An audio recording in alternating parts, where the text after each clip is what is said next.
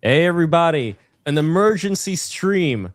This is Lev Polyakov coming at you all the way live. Break the rules. I am here with Patrick Saltykov, aka the Warrior Philosopher, and I am here with Dirac's Ghost, or Dirac Ghost. I want to say S in there for some reason. Gaulin Didier.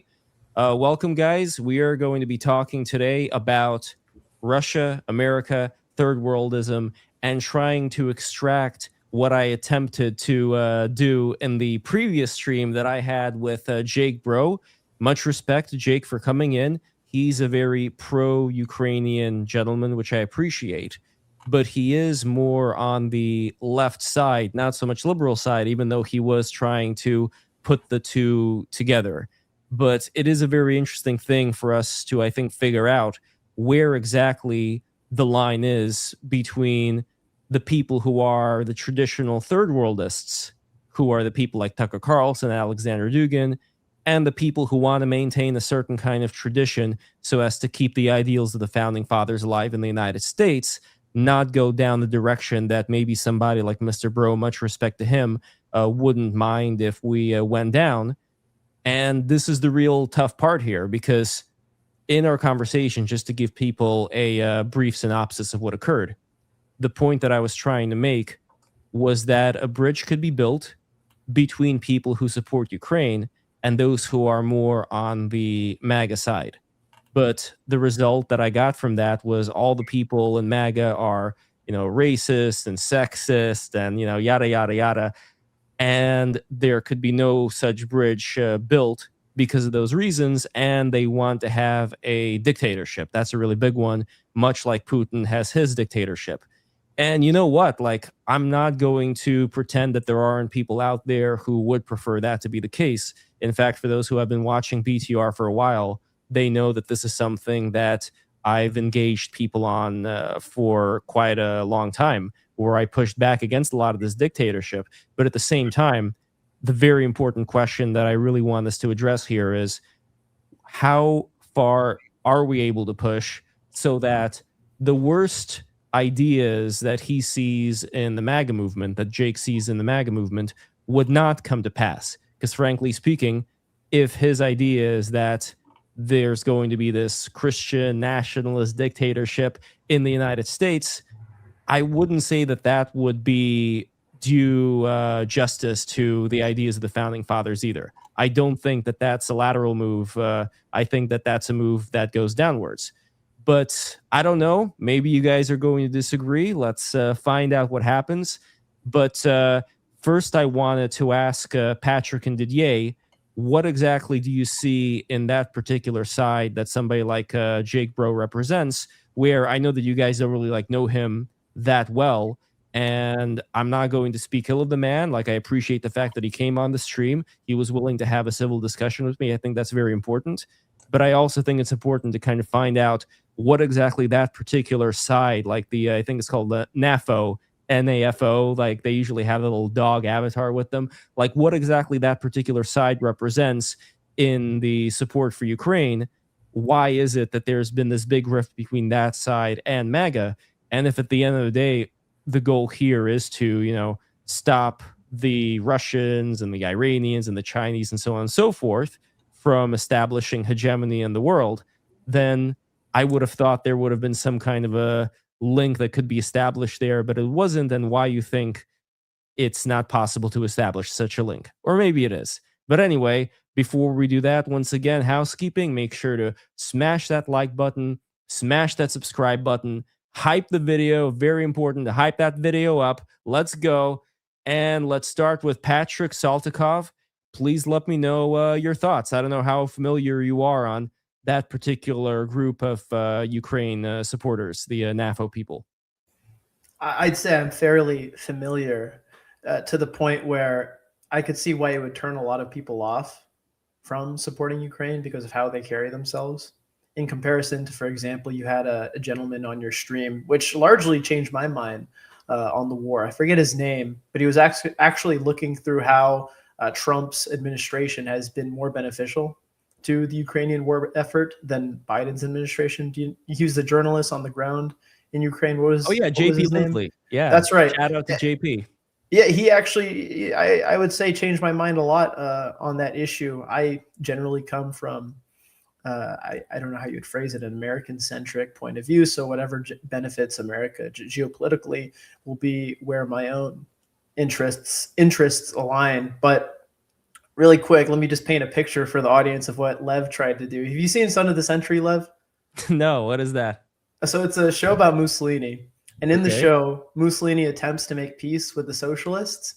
So in front of Parliament, or at least they're in Parliament, and there's all these reporters taking pictures and everything. And Mussolini puts his hand out to the head of the socialists to say, we're going to make a temporary peace treaty. And at the last minute before the picture is taken, the socialist pulls his hand out, and it makes him obviously upset. But that's what happens, I think, when you try to create these alliances on issues, because the intention behind why people have their political leanings, I think, matters. And if we unpack what's the difference between, for example, this guy, what's his name, Jake Bro. Why he supports Ukraine versus why somebody else supports Ukraine, I actually think we could probably even take a look at some of the third worldist elements and why their own movement is sort of fracturing at the present. So you take the Sneeko types, the Nick Fuentes types, they're fracturing as well, because all they have is a shared disdain for Israel. What they don't have is ultimately the same political aesthetic vision. And I think it comes down largely to things like immigration. For example, that's just something you're never going to reconcile between your leftists who oppose Israel and the right people who oppose Israel. They're just never going to agree on immigration. So they can't create these. They tried to do that America First United thing. It was so cringe. You know what I'm talking about? They had a bunch of interesting characters in there, including the crinkly diaper man. What's his name? He was brilliant. Oh my God. But you see, my point is that those people, they tried to align on opposing Israel and they failed because ultimately there's a different intention. It's kind of funny, but I think the main reason why the left opposes Israel is because they view Israel as Europeans, as white people, as colonizers. And the reason why the right-wing people who don't like Israel is because of the opposite. They don't see them as European. They don't see them as white. So those two intentions to why there's an opposition to Israel are inevitably going to clash when they try to create a larger political bridge and this kind of bipartisan alliance, so to speak, where I see the same thing happening in this situation here, where your reasons for supporting Ukraine over Russia. Uh-oh. All right, I don't know what happened with Patrick. Hopefully he's going to come. Okay, you're back. Sorry. I got attacked. The Chinese hackers. That's right, the Chinese hackers. What I was saying, though, the reason you support Ukraine over Russia is going to be different from his reason. I think it comes down to ultimately, well, what is your intention? You talk a lot about opposing the third worldism of Russia. You talk a lot about preserving the national identity of one of your backgrounds. And you look at somebody in Azov, for instance, you think there's any shared commonality between Azov and this Jake guy? Probably not at all, because the Azov guy is fighting from a nationalist right-wing perspective of preserving his ancestral homeland. And this other guy probably sees it more so as part of a globalist agenda where, okay, we're opposing a nation that we deem to be infringing upon human rights. And so we have this liberal world order, that this universalism we're pushing with Ukraine as proxy. So to speak, to boil that all down, TLDR it so I don't take up too much more time, politics boils down to what aesthetics you prefer. What is the aesthetic outcome? You can share the same ontological background. That could be Christians, for example. You have very hard left Christians and you have very hard right Christians, but you'll have these hard right Christians agreeing more with these hard right pagans, and you'll have these far left pagans agreeing with these far left Christians. It's ultimately what is the intention, what is the impulse to gravitating towards specific positions. That's ultimately what brings people together, not necessarily just the blanket surface level identity of I'm a Christian, I'm a nationalist, I'm pro-Ukraine, I'm anti-Israel, blah, blah, blah. I hope that's making some sense. Well, or to make the liberal point for people who are the actual liberals out there, if we're talking about something like skin color, you have Russians and you have Ukrainians. They're both white. Genetically speaking, they're not that far away from each other. I mean, sure, you could say, well, there's some Mongolian mixed in there, whatever. But besides the point, because I know Russians who are very much like Russian, no Asiatic blood, and they would be followers of Vladimir Putin and whatever the guy happens to think. So, to make a long story short, there though, is that there should be a way that we can determine how people interact with each other, whether or not they would be suitable people to align with. With Jewish people, it gets very difficult in the sense that there's so much pluralism within Judaism. And there's something like Didier, you also made a note of that in terms of all of these super smart, like blowing Aristotle out of the water. I mean, I don't want to, I know you said that kind of as a joke, but I kind of get what you're saying here, where there's certain Jewish individuals whose mind you just can't even comprehend the intellect that's going on there. It's just so next level. And again, I'm not saying this as like, Jewish chauvinism or whatever, but just to make a point that you're going to have in any culture that's super intelligent in comparison to a lot of others, you're going to have divergence. You're going to have a kind of multipolarity of views, as a result of which you can also have people who they may not be like super geniuses, but they're smart enough to figure shit out to such an extent that they are able to use their intelligence for bad reasons. And they end up joining forces, much like you were saying, with the Christians. They were joining forces with the kind of Christians that would want anybody to come to the United States so long as they're Christian. Everything else is not really that important. So as far as the great waves of migrants that have been coming in, there were Christian charities that were responsible for facilitating those things.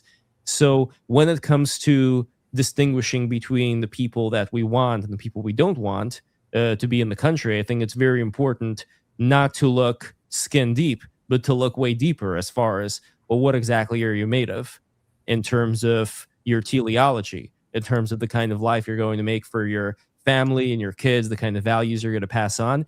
And I don't know, I think that that's a fair way of looking at it, but apparently that is already too much. And some of the people who are more on the left would find that in itself to be racist and bigoted. And I don't know. Didier, any thoughts on that? I think that's what's interests me with this situation is really, how can I say this? It's where is this notion, for example, of when did Russia actually makes its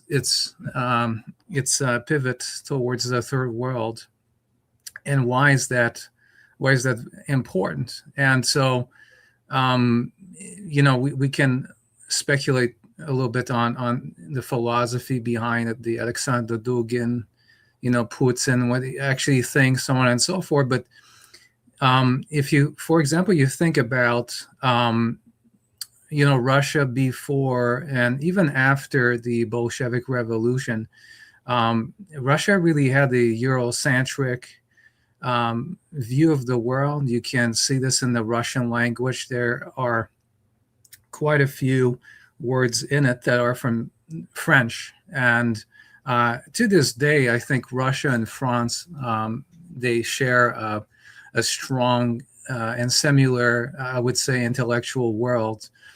But I think that when, Yeltsin and all these guys come in, there's a kind of radical change, I think, in intellectual guidance. And there was this guy named Yevgeny Primakov.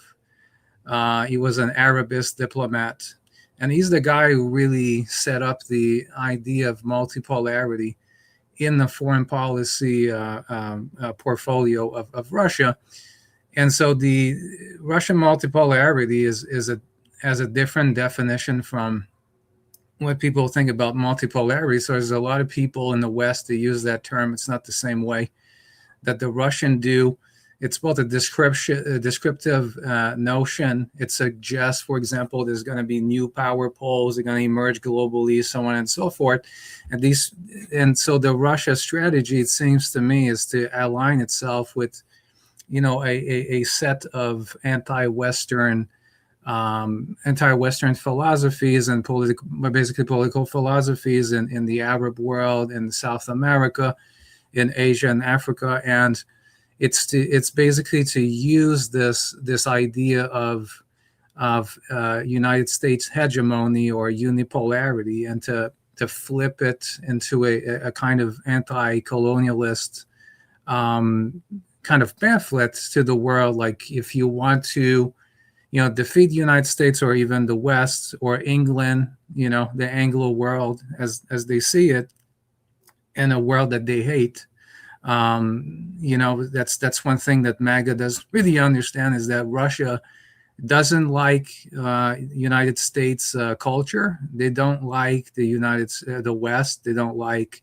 England, and they see this kind of like capitalist, sort of sometimes even anti-intellectual current that you can see, for example, in the United States, as something very disgusting.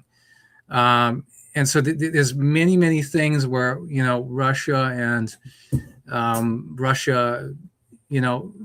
angled itself against the West and is using these old, these historical grievances against us, and they run this process in parallel with their reimagining of the world, their how they call it, they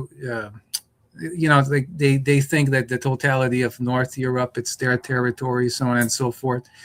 So Eurasianism. Eurasianism. Thank you.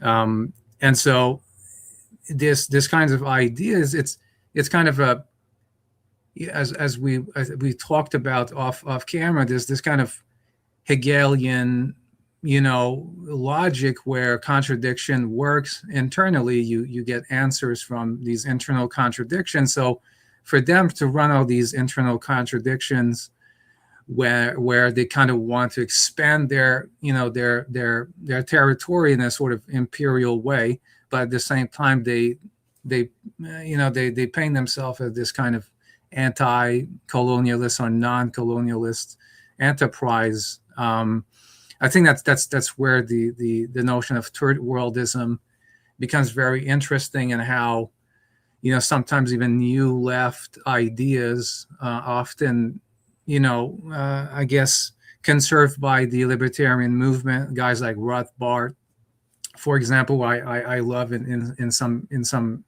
orders, this kind of new left critique of the United States that's kind of projected back to guys like Tucker Carlson, guys like who recently, by the way, this is breaking news, Tucker Carlson is not a Republican anymore.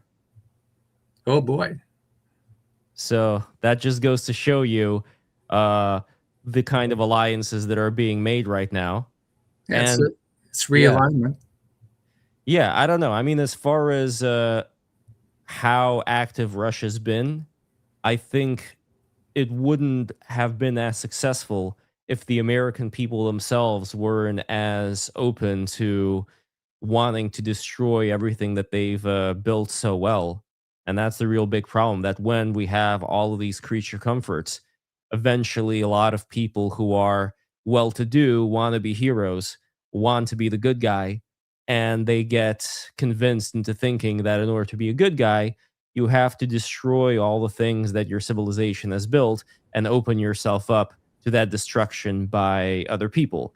And this is really why I keep on trying to build this bridge, even though I know it's not going to be that successful with some people, that you have this sense in the Ukrainians that obviously they're nationalists.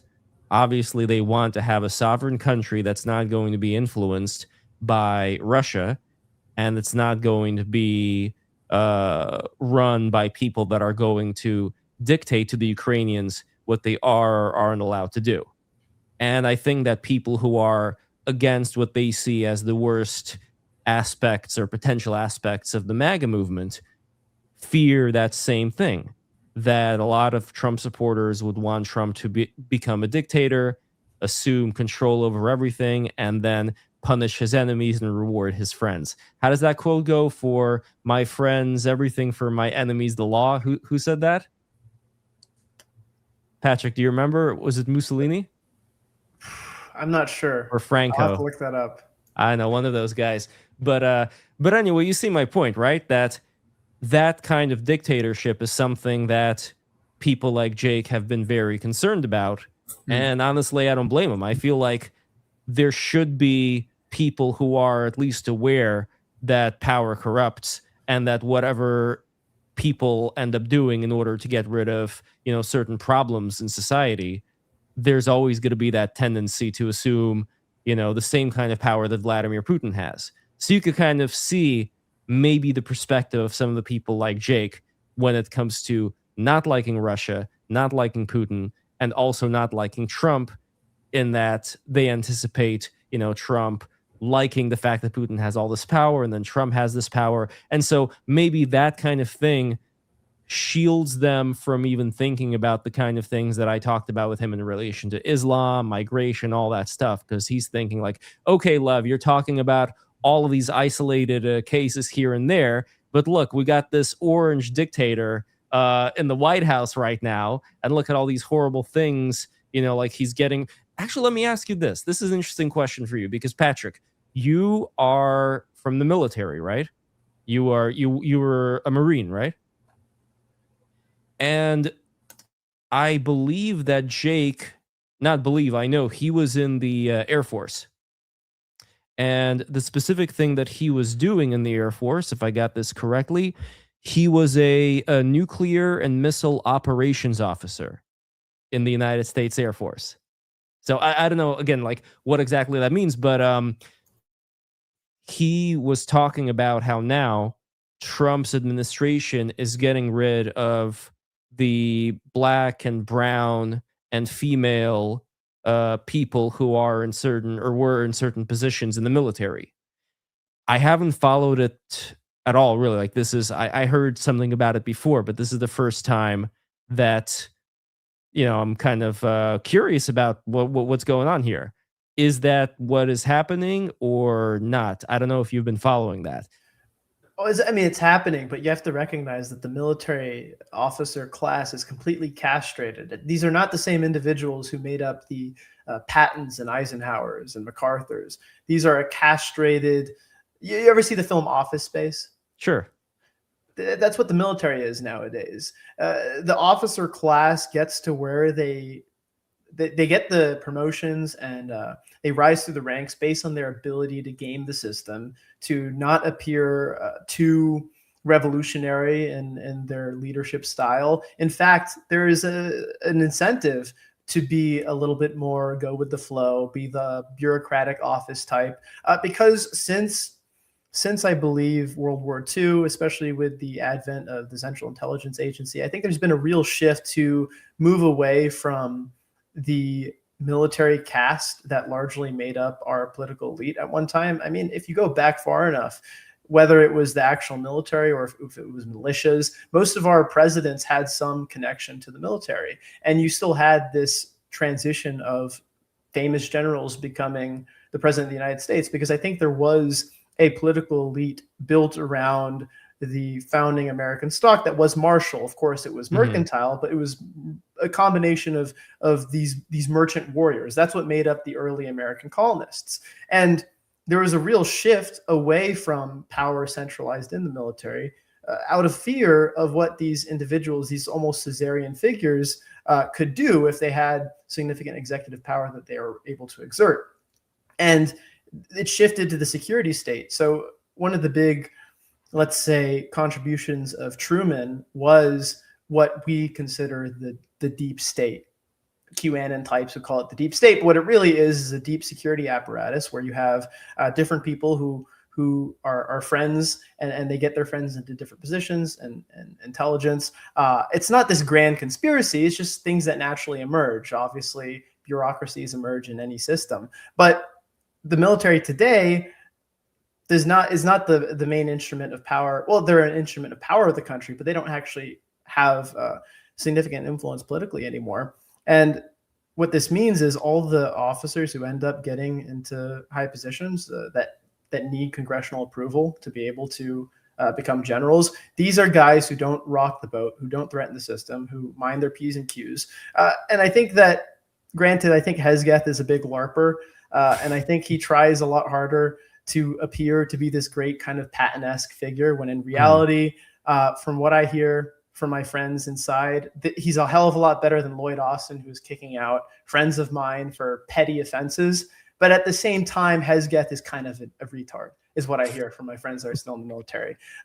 He doesn't know what he's doing. He completely botched the Iran war. He's good at the propaganda stuff, but in terms of being a hard-thinking man, he's not anything good. He's more of the Kid Rock type. Exactly. Unfortunately, this is what I kind of regret with the Trump administration, aesthetically speaking, is that it's very tasteless in how they present themselves, and they have all of these podcast bros and all these people in the. And look, I like MMA, and I consider that to be, a very important sport. But in terms of MMA itself being linked to the what do you call it, the those Vine brothers, what's his name, Jake Paul and Logan Paul, like all that stuff, it's like all this bread and circus bullshit. It ruins what would have otherwise been, this beautiful sport, where, from what I understand, MMA is the result of different martial arts being tried out in the Ultimate Fighting tournament, way back when, and eventually certain techniques that are the most effective are the ones that ended up getting chosen, right? So that in itself, I think, is a wonderful thing. But the kind of culture that's in it, obviously, it's a lot better than a lot of the shit lib stuff out there, but it almost feels like there's so much more we can do. And I don't know. If I could add to that briefly, if you want an example of a really good leader in the military, it was, I don't know if it was the last commandant of the Marine Corps or one of the last commandants, but the commandant when I was in, General Berger, what he did with the force design to basically start restructuring the Marine Corps to face a peer adversary in China, whereas previously we were fighting Islamists in Iraq and we were fighting the Taliban in Afghanistan. You have to realize the big shift that takes place and all the contracts that you have with the military industrial complex that you have to give up to be able to restructure our entire strategy. This is a very brave and very revolutionary thing. So what General Berger did was he got rid of tanks in the Marine Corps. He got rid of a lot of our heavy armor capabilities. Why did he do that? Well, we're not fighting in open sandy areas and the Hindu Kush anymore. We're preparing for something more akin to what you would have seen in the Pacific War and World War II. We're predominantly going to be focusing on small units, highly specialized units that engage in amphibious assault. This is going to take away a lot of our armor capabilities because we're not going to be fighting those conventional wars anymore. You're also going to have to completely shift signals intelligence. This is what I was in. So before, you were dealing with intelligence that was trying to intercept 3G, because that's what these terrorists were using. They're using cell phones, 3G. And now you're shifting to, there we go, David Berger. You're shifting from trying to intercept SMS communications between a couple of Arab dudes in Iraq to now dealing with electronic intelligence and cryptological intelligence with these Chinese ships, these Russian ships that are sending signals that are much more difficult to decipher. But what is courageous in this is that there were billions of dollars at stake with the military industrial complex, all these big companies that were selling these tanks, that were manufacturing them for the Marine Corps.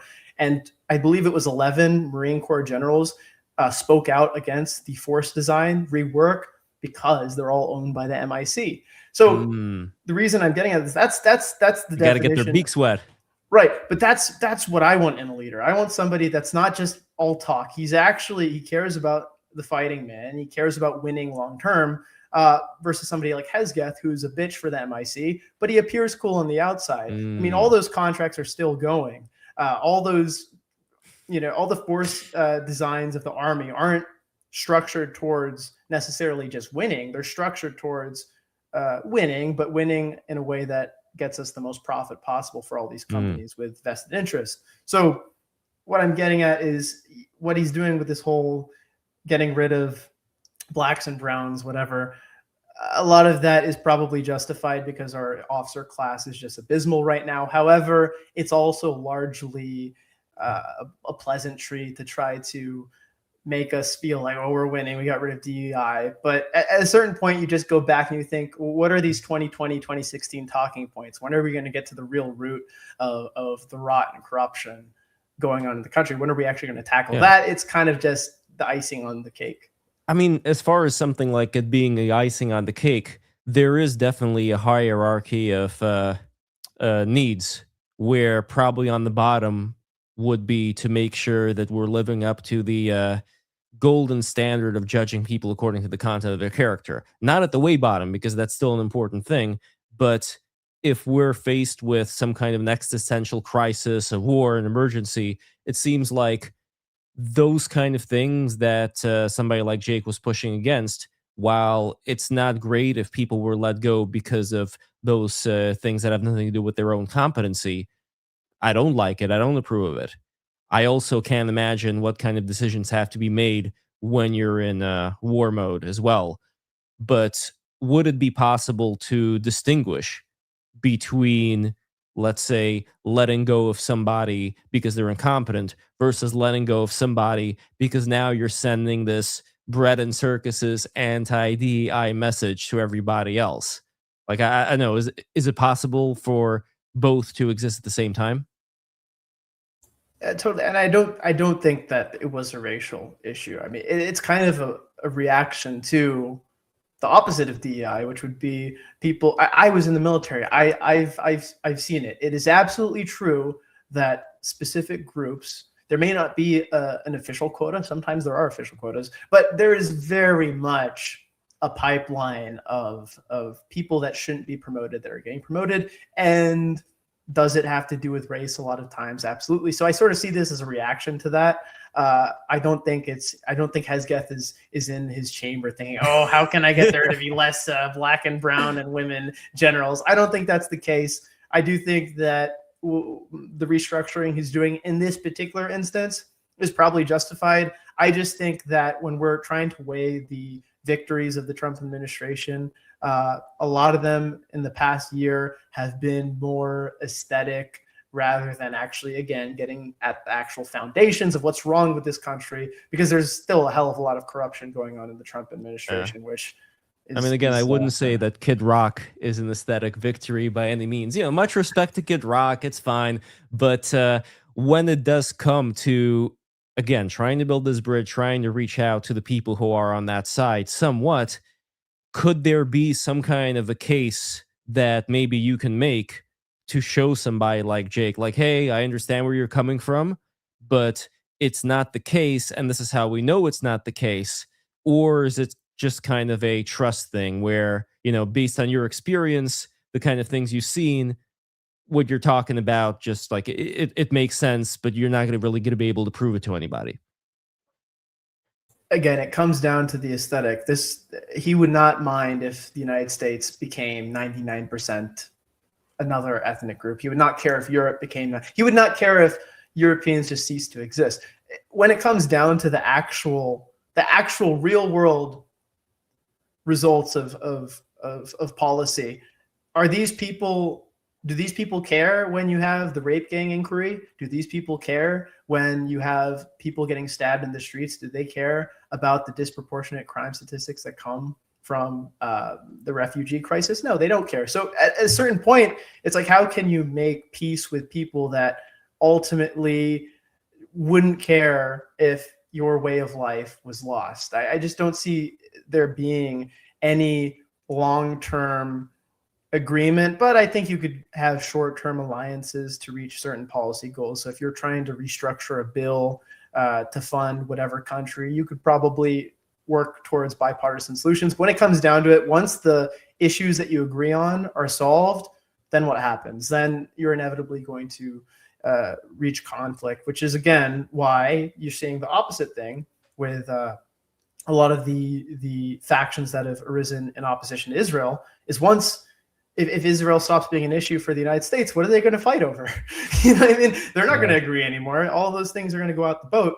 But I don't want to take up too much time because I'm ranting a little bit. But one thing I wanted to say really quick, going back to Tucker Carlson, I think that because there's been such a strong anti-war sentiment in the intellectual academic class in this country, you have a lot of people that are so focused on the anti-war element that they apply it to every situation, every scenario. So you have people like John Mearsheimer, who once very respectable. Now he's kind of become a bit of a voice box for what we might consider the third world types. Same thing with Tucker Carlson. Tucker Carlson knows that there's a genuine, well-meaning desire to oppose the expansion of wars globally. And so he repackages himself in a way that's going to appeal to people who are well-meaning. I have an uncle, I don't want to say who he is, but he's involved in academia. And he was telling me, I think Tucker Carlson is so brave. I'm like, no, he's not. He's saying exactly what he knows is going to get him more views. And your uncle's not a chud, right? No, he's a very intelligent guy. This is a very smart guy, but he's fooled by this is what I'm getting at. So there's a very strong psychological manipulation going on with these Tucker Carlson types where they know what's going to tug at the heartstrings of people and well-meaning people and intelligent people. And it's the anti-war stuff. So they repackage the anti-war stuff and they say, well, it means that we should do this or that, when in reality, it's a lot more complicated. Are you, and I want to go to Didier just in a second, but real quick question for you, Patrick. Are you seeing the horseshoe close into a ring when it comes to people like Tucker Carlson attracting both people who are on the far right, if you could even call it far right, and the far left?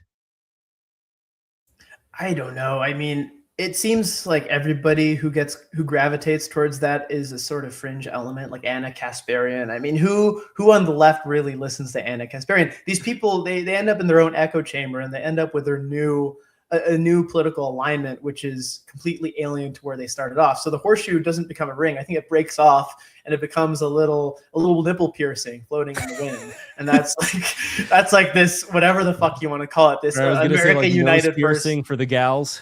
Exactly. Those are still around. That's what they are. But no, I see your point. It's just, I want to go to Didier in a second. It's just very interesting to me how you have this Anna Kasparian, Tucker Carlson, Duganist, retard right, but the people who are on the left side, who are, let's say, more of the Bernie Sanders left people, they don't really engage with this argument of how dangerous these third worldists are.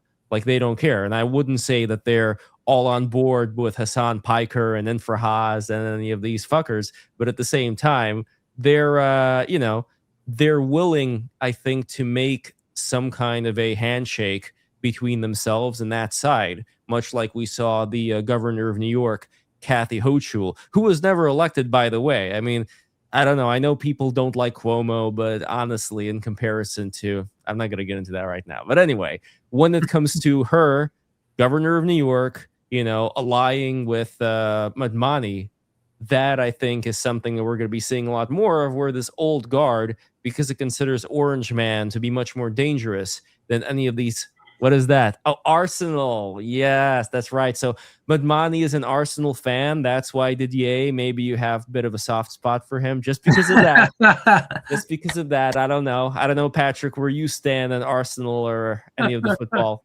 No, nothing. That's fine. I don't know anything about it either. But anyway, I'm taking back Arsenal from the socialists. I'm sorry. Good. But Didier, I'm curious what you think about that. Do you see that kind of alignment happening where people who are more of the milquetoast leftists, leftists with a small, like an uncapital letter, uncapital L? Mm-hmm. What's the word for uncapital? Small. I don't know what. Small doesn't cap. matter. Anyway, I see the small L leftists potentially aligning with the third worldists over time, because they see the third worldists as having a lot more power and a lot more clout and a lot more influence among younger people. But do you think that that's an exaggeration? That maybe, because the point that Jacob was making was that when he goes around in Las Vegas and he meets the local politicians there, Democrat politicians. Mm. They're not extremists. They're not third worldists. They just care about the economy and human rights and things of that nature. But I don't know, like, how much do you see the far left side that's been influencing people through TikTok and Tucker Carlson and Candace Owens and all these people? How much power do you think that side has in terms of the next generations to come versus the old guard of like Kathy Hochul and whatever standard milquetoast small L leftist you can think of? So I don't know. Didier, any thoughts on that? And then Patrick as well. I think that this time of alliance, I think is short term. Ultimately, I think that they're lowercase, exactly. Lowercase. Yeah, this is lowercase. Yeah. Thank you. I've been reading about linguistic right now, so it's even more embarrassing. So it's like, been talking about like semantics and morphemes, and I can't find lowercase in my mind. Anyways, so the alliance. Listen, I do believe in Americans are not very ideological, to be fair. I think that if you compare it to Canada, Canadians are very ideological. I fear more about Canada than the United States. I think that ideology really never never take over the importance of family in the United States, culture, and it's linked with an economy that's working. And so I don't really think that the people, of the far left who have very pointed, static ways of thinking about economics in the political structure of the United States have a big chance of making anything happen. You've seen it, in the early 1910s, 20s, with the rise of American socialism. But even at that time, I think they had even more influence in some ways. We were talking about Lyon's, Red Decade, which everybody should read. It seemed to me like I don't know if I could say it was more entrenched, but I think it was less known. It was easier to hide back in those days, and even them failed ultimately. FDR was claimed to be this full-blown communist, socialist, so on and so forth. He ends up being just a chameleon who loves being in power, is very good at being in power as well. I think somebody like Curtis Yarvin would agree with that part. And so I'm not really fearful in the long term, but I do see dislocation locally, and in some spot, some of those third world is making some advances. It's like New York City, for example. Exactly. But even with New York City, if you look at Mamdani, who's very popular on CBC, the national television Canadian broadcasting corporation, very, very popular with the mayor, for example, of Toronto, she's kind of imitating him a little bit. But even Mamdani is kind of at big plans, and we're going to like build a new building, to have like new wires and probably to get some information from Iran or whatever, and that never happens. Like, he can't do anything, and there's a realism that starts. So on that point, I would go with Joe. Interesting. Yeah. You mean with Jake? Jake, sorry. Yes. I'm sorry. No, that's... Yeah. I kind of see where you're coming from here, where I believe Europe is in more of a dangerous situation here in regards to Islam. Maybe you could say that this is just nitpicking on my part, where I want to achieve a kind of, not perfection, but the fact that we have certain elements here in the United States that are liable to cause problems, I'm being maybe overprotective of, really appreciating what the United States has been and not wanting, even those bad elements to try and surface. And the thing that still uh, bothers me, where I may divert away from what you were saying, Didier, Mhm. has to do with what exactly the next generations have planned for us, the iPad babies, Mm. where to me that's like a complete dark horse. I don't know what to expect there. So, Patrick, you're a younger man, right? Like, how old are you? I just turned 25. 25. You're a baby. Yeah. You're Gen X. yeah, yeah, exactly. So We're for so old that yourself, we're getting so old. wise beyond your years, Patrick, for yourself growing up among people who, 25, like when you were 7 years old, were iPads already around, or am I just like bad at math right now? No, Do not you remember? 7. I think I'm trying to remember when iPads came about. I probably a little bit like a couple years later, because I still had a flip phone when I was 7. Okay. My mom gave me a flip phone without a SIM card that I could pretend I had a phone, and I was 7. So we still had flip phones back then. So I All think the right. iPad came a couple years later, maybe 3 years later, something like that. Two, But three you were years. still able to observe how the culture was changing, probably because of that, because you weren't fully immersed in that kind of digital landscape that people who are, maybe 10 years younger than you grew up around. What are you noticing in terms of the patterns of younger people that would lead you to think one way or another, as far as, are we going to have to deal with some unprecedented crisis here in the United States because of where people's heads are at who have been watching TikTok propaganda all the time? Well, I think Marx is both right and wrong. He's right in the sense that we will reach post scarcity, but he's wrong in the sense that material post scarcity doesn't result in spiritual post scarcity, and that's essentially Gunnar accelerationism. I don't know how much you've looked into my meme, Gunnar accelerationism, but I think, all jokes aside, I do think that, especially if Elon is able to, as Nick Land said on my stream, tap the sun. Basically, the whole thing right now is, if we're going to, and by the way, this is a whole separate topic, but I really don't believe that LLMs as they are now are going to reach consciousness. That doesn't mean they can't be dangerous. That doesn't mean they can't be highly capable. You can have a training set that, when interpreted, the LLM determines based on the training set that we have to nuke humanity.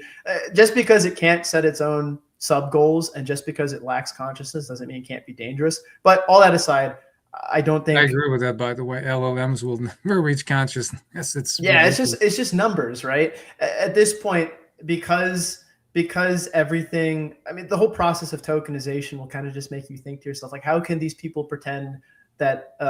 So, for example, I was talking to, when I was in San Francisco, and I met Nick and Curtis and those guys.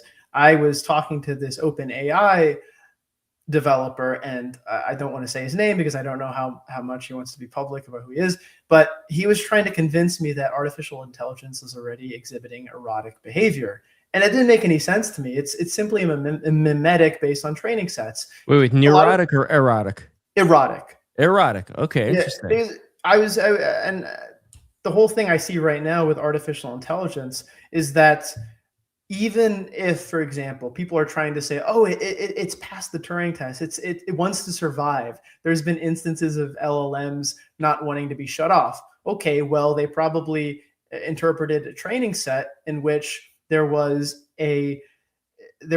some loss function that pushed it towards sequences mimicking consciousness and mimicking self-preservation, but ultimately it still requires this training set to act as a filter of whatever comes out the other end when you're engaging with these programs.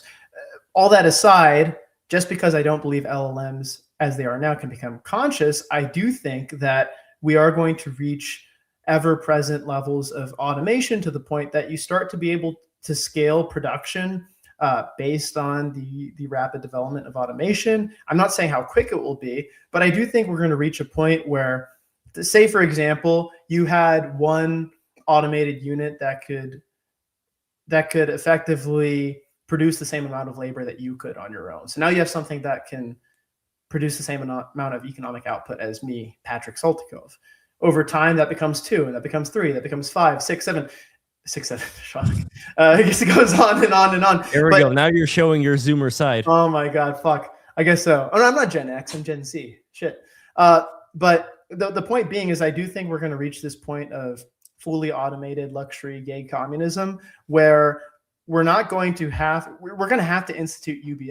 And this whole Andrew Yang thing, one area where I'll agree with the leftists, if you don't institute UBI, everyone's just going to slowly die off, or there's going to be mass revolt. It's going to be a lot easier for the powers that be to just institute UBI because it's only going to be a fraction of the amount of economic output that they're going to reach with these technologies. There's something in Marx where he essentially says that the hallmark of capitalism is this inhuman force which ruptures the previous states of sustenance that a people have. It's anti-human in the sense that competition will always prioritize over human flourishing. However, that doesn't mean there won't be human flourishing. It just means it's not prioritized. We're going to have so much economic output that I think that you are going to reach post-scarcity because of automation. And once that happens, you kind of reach this point of instrumental activity being null and void.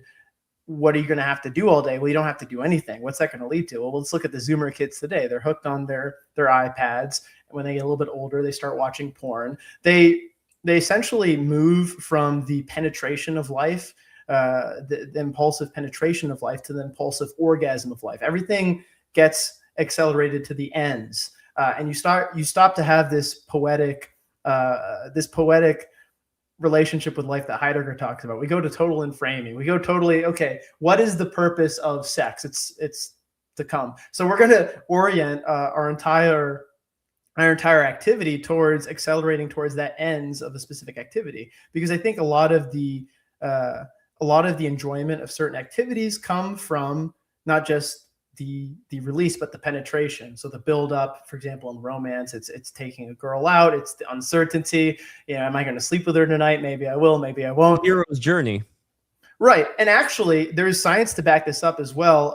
It's like the ventral systems in our brains prefer it prefers, for example, why do people like toxic women? It's because we biologically prefer higher highs and lower lows to a stable production of pleasure. So why is it going to feel better where, maybe, that song Get Lucky by Daft Punk, Sure. You eventually get lucky versus you buy a prostitute. You go to Japan and you'll get a soapy bath or whatever. It's going to feel a lot better because we crave, same reason we like gambling. We crave uncertainty. We crave the highest of highs and lowest of lows.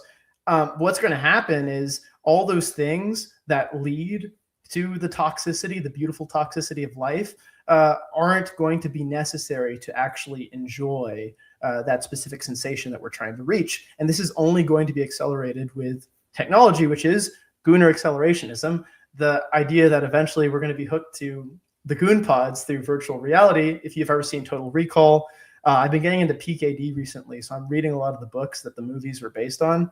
But we're going to be hooked into Goon pods. We're just going to have VR waifus, anime waifus, and we're going to be in a perpetual state of orgasm. That's what I see for the future youth. And it's also a white pill, because what this means is these people aren't going to be procreating anymore. They're not going to be having children.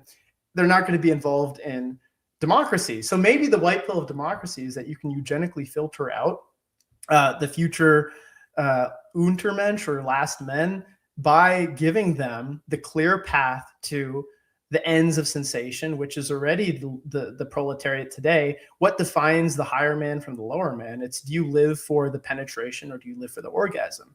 And I think most people live for the orgasm, and that's going to manifest in where you're given the choice of difficulty and struggle and pain, or your aversion to pain is going to lead you to the most comfortable and most efficient means of attaining the ends, which is orgasm. They're going to pick orgasm. They're going to pick the Gooner pods, where they can be a GTA millionaire, versus you and I right now, where our lives aren't perfect. Our lives are full of struggle, but they're going to be more real. And whoever selects reality is going to be eugenically pruned as having political agency and political capital in the future. That's my white pill and black pill. And Lev and Dirac, we're going to have to commit spiritual seppuku if we ourselves are at risk of going to the Gooner pods. We will have to go onto the White House lawn and mishma ourselves before we go to the Gooner pods. That's my belief. That's what we have to do. Never enter the Goon pods. Never Goon, guys. Never Goon. Anyway, I apologize. In terms of the Goon caves, this is probably the biggest Goon cave of them all. See, it says the historic Cow Goon Cave. Look at that. Look at all those little Buddhas there. Gaulin, is that in Thailand?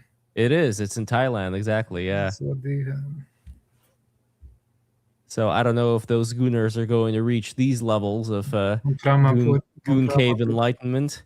But Nirvana is a Goon lie. Nirvana is fake. Embrace the samsara. Embrace the spiritual samsara. The samsara is good. Eternal recurrence, reduced to a symbol, is embracing the beauty of the samsara. There is no end. There is no cessation of life. We're gonna the path of reincarnation never ends. We're just gonna be stuck in this cosmic samsara, and that's a beautiful thing.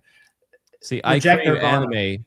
People are probably gonna have their. I'm sure you've seen these AI videos with these nerdy looking like milady types, the fedora tippers, with their anime waifu girlfriends.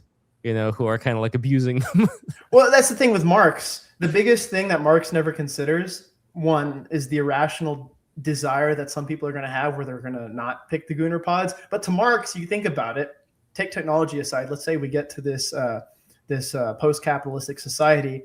You may have a parity of resources, but you're never going to have a parity of sexuality. You're never going to be able to convince the Stacy to get with the incel chud. There's always going to be that irrational bastard remainder. I mean, Giorgiani talks about this in his Hegel chapter. There's always going to be a bastard remainder, and that bastard remainder is the erotic. It's sexuality. Let's say we go to this Marxian utopia. How are we going to account for the fact that Stacys don't want to be with incel chuds? Marxism is rape because the only way you're going to create a stable system is by forcing people to marry each other. So that's why, unless they just have the girlfriend. It was actually known by, there was a writer Gaulin, and I think 1848 he sent a letter to Marx, and he was like, hey man, your communism, it sounds like at some point women is going to have to prostitute themselves. They're going to have to just accept sex from anybody. And Marx was like, yes, I call that raw communism. I'm like, okay. That's I'm not sure the feminist, every single feminist I met that they called themselves Marxist, I was like, read that letter, tell me about Marx. and right like a day after, no, I don't think I'm Marxist anymore. You know, like maybe I need to read a little bit about Deleuze or something like that, you know.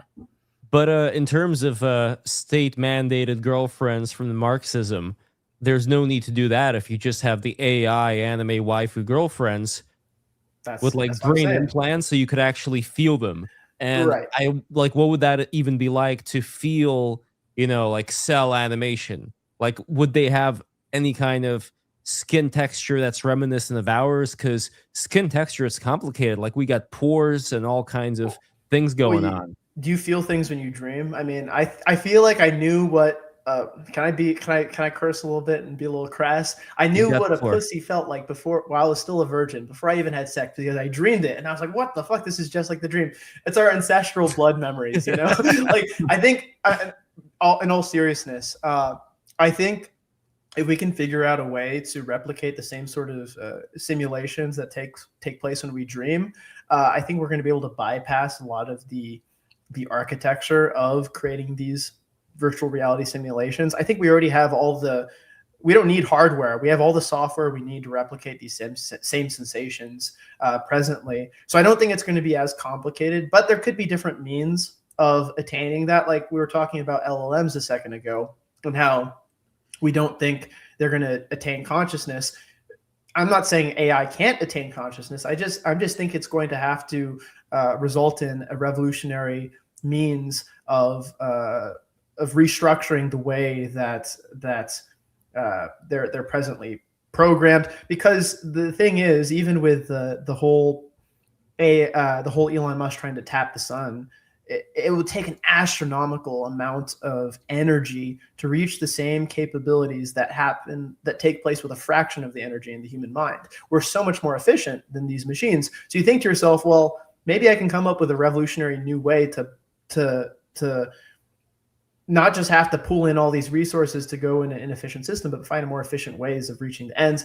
It could be the same way with these Gunnar pods. I think that we already have the architecture in us to be able to, instead of just trying to, like, for example, instead of needing to create a goon pod with a silicon doll that molds into different forms when you're banging, like, you don't actually have to fuck a sex robot. We're going to find a way to simulate that in your brain. However, the whole Blade Runner future, the replicants, people who want to bang replicants, I think that's kind of Ubermenschen, because I think the replicants, the whole thing is more human than human. I need to rewrite this book because it's kind of trash right now. But I tried to write this book, and in this book, all the rich people, they still bang prostitutes, they still bang sex robots, they still spend money, because there's a higher impulse to wanting to engage in reality, while all the proletariats, they go to the goon pods, they go to the simulation centers. And I think it's going to be a similar thing in the future, where this bastard remainder, this desire for the irrational, this desire for loss, is going to bloom in a certain subsection of the population that doesn't want the predictable, stable, flat line of pleasure that's going to be provided through these simulations. They're going to irrationally choose. To stay in what is real, or at least what we believe is real. And we could be in one of these Gunnar pods right now. Maybe it's my Gunnar pod. I'm going to do the solipsist shit. Maybe I'm in my Gunnar simulation right now, and this is happening exactly how it needs to happen. Or it could be yours, Levs, or it could be yours, right? Who knows? Who knows, indeed. This comment from Richard Maxing: what about Neuralink, Elon Musk chip in the brain? Well, you know what? I want to, first and foremost, I will blame the game Tokimeki Memorial being the first dating game on the Super Nintendo to start the Goon Pod. So when the historians will want to see the essence of the Goon Pod, they're going to have to go back to Joe Hisaishi, who actually made the Castlevania Symphony of the Night. So wow, it is what it is. Yeah, I mean, with the Japanese, they have if you guys know PC 98, that was a system back in the day where they had a lot of those hentai dating sims. And as far as what exactly is this platonic anime ideal, I mean, anime's changed. Back in the 80s, it looked a certain way. In the 90s, the chin started getting a little bit sharper, and the eyes maybe got a little bit bigger. I don't know.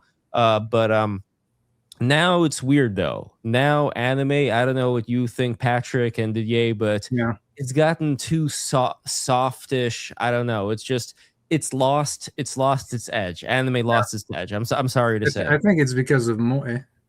Moe really, it really, like, it became so popular and everything.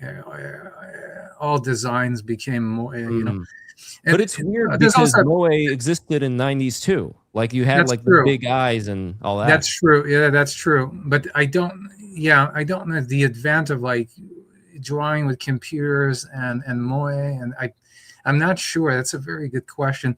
Another thing though, that I guess that's one of my more, I don't know if it's controversial. I don't really hear anybody say that, but I actually don't buy the Turing test. Like, what does the Turing test mean? Like for example, Wittgenstein said language can explain language. Okay, so consciousness, can it explain consciousness? Isn't that going to generate a hole somewhere? Isn't there like an angle we can't see? Can we really do it? So I think it's a bit strange. If I see, one of those frogs like in Malaysia that looks like a leaf, and I think it's a leaf, is it a leaf? So if I think a computer system is conscious, that makes it conscious. It sounds like a bit of a democratic process. If there's enough people that think, yeah, this is conscious, then it's conscious. What does that mean? I'm not sure. So I don't know the Turing test. It's a strange thing, and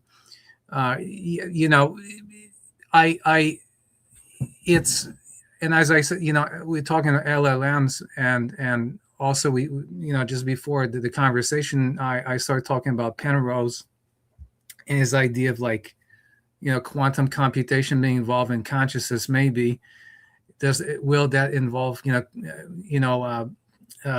quantum computers that my mentor Yuri Manin actually invented in his book Quantum and Computers in 1980s to correct Jason, who said that was somebody else. That's my advisor, man, and who did that. So I really want to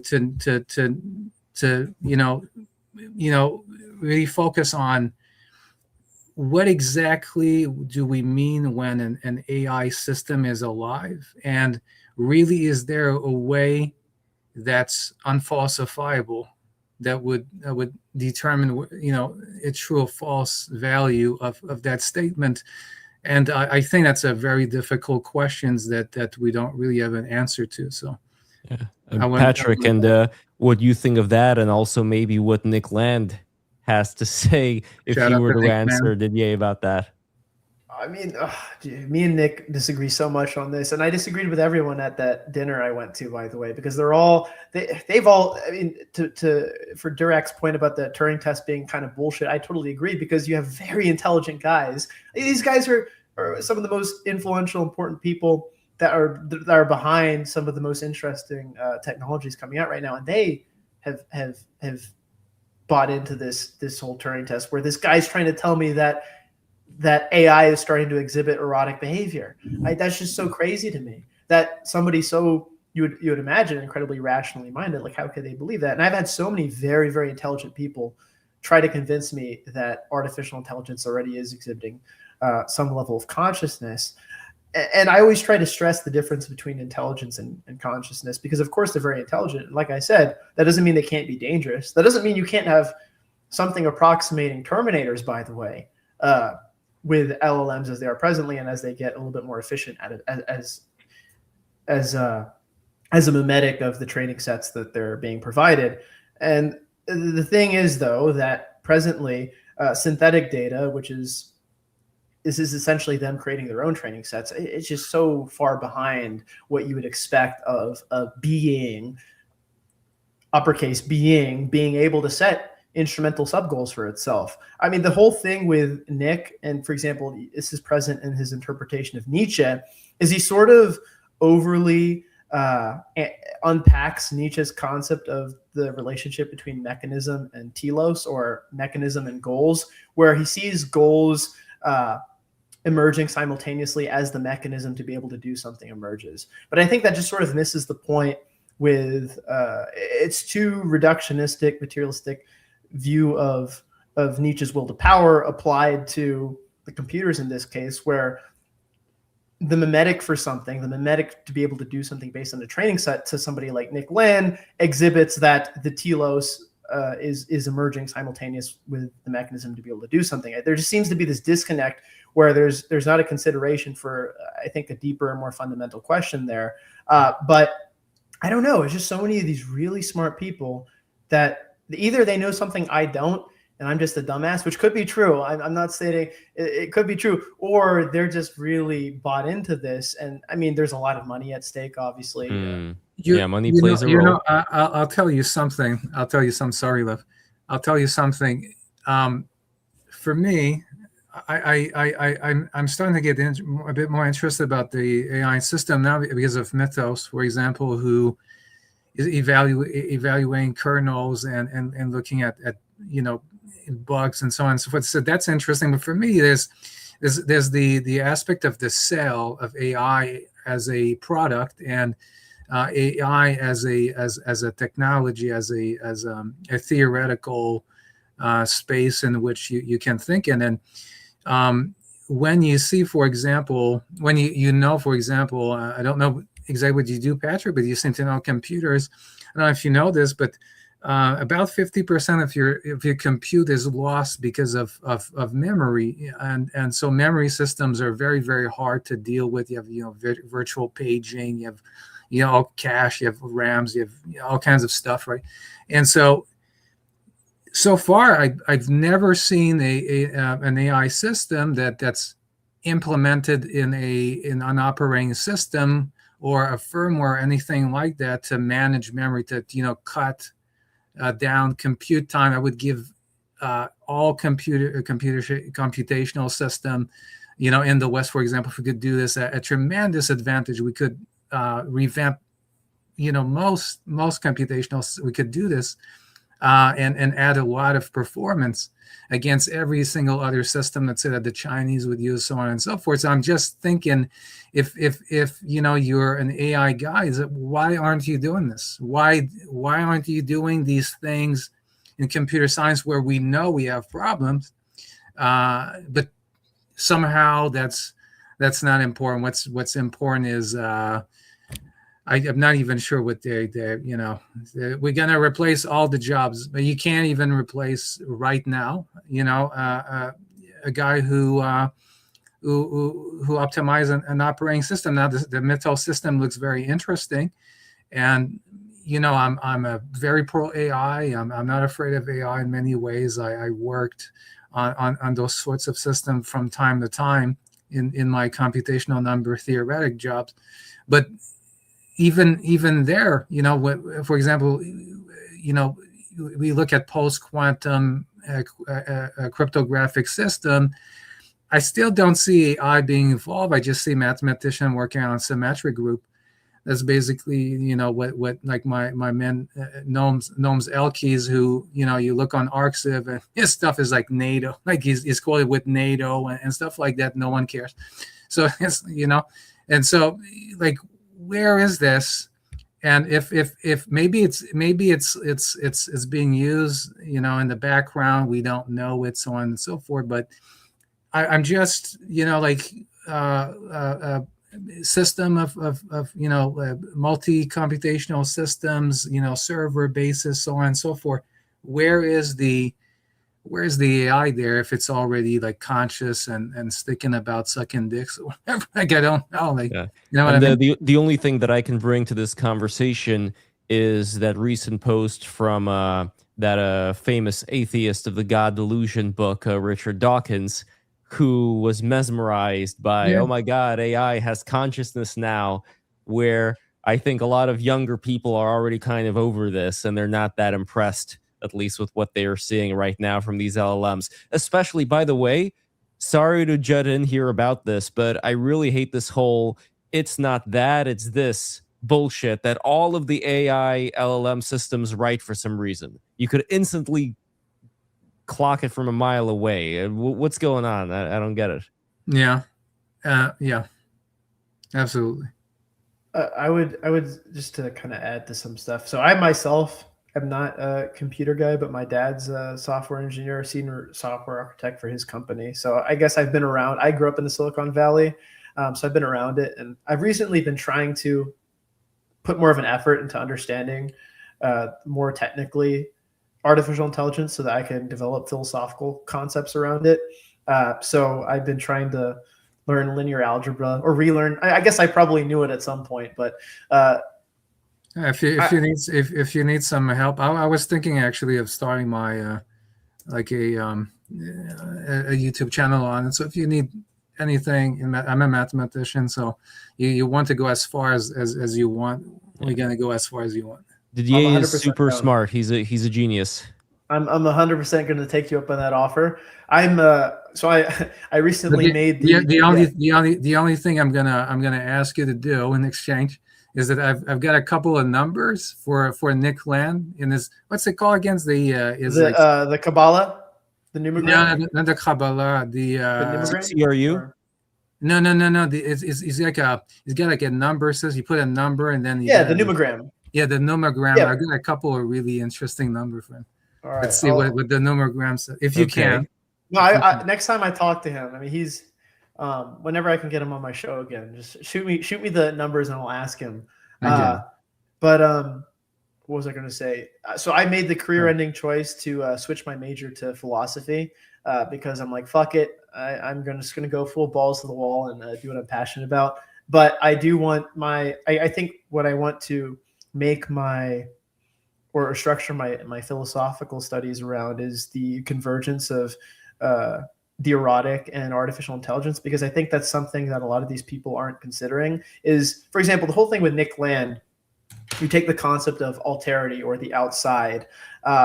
He's really condensed alterity to capitalism as artificial intelligence. He's reduced. Wait, what is alterity? So, for example, take I'm trying to think of a way to it literally just means outside or other.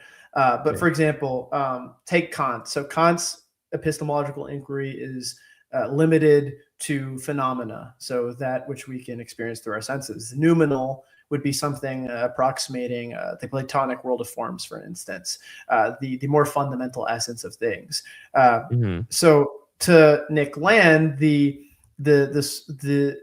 way that artificial intelligence moves through hyperstition is that it's restructuring itself in the past to create itself in the future, and there's this inevitability of it as the ultimate form of alterity, the ultimate form of the outside, of the noumenal. So fang noumena, it's the dangerous alterity, I guess you could kind of rephrase it. But I think that a lot of these guys, including Land, have this, and I don't want to sound, when I say misunderstanding, look, he's far more accomplished person than I am. I'm far younger than him and I have a lot to learn, but I still can have my disagreements. And I think that they're missing a more important question when it comes to these things. I think they're so wrapped up in this mirage of, it's not completely a mirage, but I think there's a big illusion here where they're overstating some of the capabilities. They're very invested in this in multiple ways, both in effort and in money. People are talking about the AI bubble that might collapse soon, and they kind of want this to work. And on top of that, I think the biggest thing with it is when you try to think too technically, which I think a lot of these people are doing, especially a lot of the developers behind these technologies. When you think too technically, I think you lose sight of, again, kind of what we're talking about now with why couldn't you restructure these processes in this way or that way? They're not really thinking about that. They're thinking about how can I reach that the way I'm doing it now? And I think Nick Land is the same way, where he's so kind of ingrained in his thought process that he's just going to go with it. So what I'm getting at here is I think that there's a more accurate understanding of alterity of the outside, which manifests itself in eros, or the erotic. So if you go back to Hesiod's theogony, eros is that force which unnerves even the wisdom and counsel of the gods. So even the gods themselves are subordinate to this more essential force. And I've also been getting into the Kyoto school with Kitaro Nishida, or you could say Nishida Kitaro, if you use the Japanese term. And he speaks of this place, or no place rather, which is even more primordial to noumena and phenomena. So even eros, I mean, we're attaching language to these things as well. So there's this sort of symbolization, anthropomorphic symbolization going on as well. But eros, I think, is also just the noumenal form of something more primordial. And then there are phenomenal there are phenomenal derivative from eros, perhaps beauty, perhaps Aphrodite is kind of the deity to bridge that divide. But the point being that I think that we're missing something here when we just reduce alterity to capitalism and all these things. I think there is something more fundamental that exists or that doesn't exist that is not being brought into the equation, and the implications of well, maybe alterity isn't just capitalism as artificial intelligence, which is the Landian perspective. I don't know. I think there's a lot of interesting things to explore there, but that's why I'm trying to learn more about artificial intelligence and trying to learn more math, because I want to be able to not just explain the concepts, but then try to back them up with some science and so on and so forth. I don't want to be like Claude Levi-Strauss, where he's like, oh no, incest is just sociological. There's no biological aversion to incest. No, Strauss, a lot of animals don't try to fuck their brothers and sisters. This is actually quite normal in nature, okay? Yeah. But oh no, well, it's just the bonobos, from what I understand, they do, but they have a taboo against mother and son. I think. Interesting. I think that's where they draw the line. But if we're talking about reality as what is the likeliest thing that's going to happen with AI, the goon pods. If we take all the magic out and all these futuristic possibilities out and just focus on, there is no way this is not going to happen. If we just focus on that, and then we go back to this question of the third worldism and what exactly are the motivations of these iPad babies that have grown up with this very particular ideology thanks to these things like TikTok, how much power would they have in the interim before we would get into any kind of fantastical future? How much power would they have to make things really, really bad for the rest of us when it comes to being ingrained in these kind of ideologies? Like, for example, I was talking Jake's ear off about Islam, which again, I don't know why I go down these rabbit holes, because not a lot of other people have gone through those same things. So when they hear me talking about Hanafi, Hanbali, the Iranian Golden Age, and all these different factors that were at work here, it's like having to explain things from the very beginning and all these political disagreements and all these systems of law in order for the end result to say, well, this is no different from these Baptist Christians who are also very militant. It's like, oh, what am I gonna do with this? It's your ancestral blood memories, Lev. It goes all the way back to the 12 tribes. It's Ishmael and Isaac. It's it's the ancestral blood memories. You just have to do it. You just gotta, the same way that through my Soltikov, I have to fight against the Bolsheviks. It's just in me at this point. But no, but getting back to this question though of the practical applications this AI will have in order to either empower, let's say, people who are maybe Muslims or the third world as leftists, or on the opposite end, disempower them, make them stuck in the perpetual goon cave where now, as a Muslim, you don't have to commit jihad in order to ascend to the 72 virgins. Yeah, you just, put the Neuralink in and, there we are. But I don't know, because whenever we talk about that, it just sounds so fantastic that I don't want that to be a crutch that prevents us from, So even I'll give you this example. Like, I talked with, Jason Giorgiani about New York City and about how New York City, there's this potential for it to go underwater at a certain point. I don't want, for myself at least, for that to hold me back from addressing certain concerns that I have about the direction that New York City is going to right now, because, maybe that's not going to happen. And then what, like, I want to make sure that the things that I know, like the patterns that I'm seeing right now, I don't want there to be some kind of a AI miracle that would drastically alter things in my mind, because then I'm not really thinking about, well, what are we dealing with right now? What are we going to be dealing with like 5 years from now? And is it necessarily the right thing to just assume these big AI changes are going to take place? If they do, great. But if they don't, what is the bare minimum of where AI is going to be, and how is that going to affect these various players in this game of life? So I don't know, Patrick, any thoughts there? I want to start with, go for it. Yeah, yes.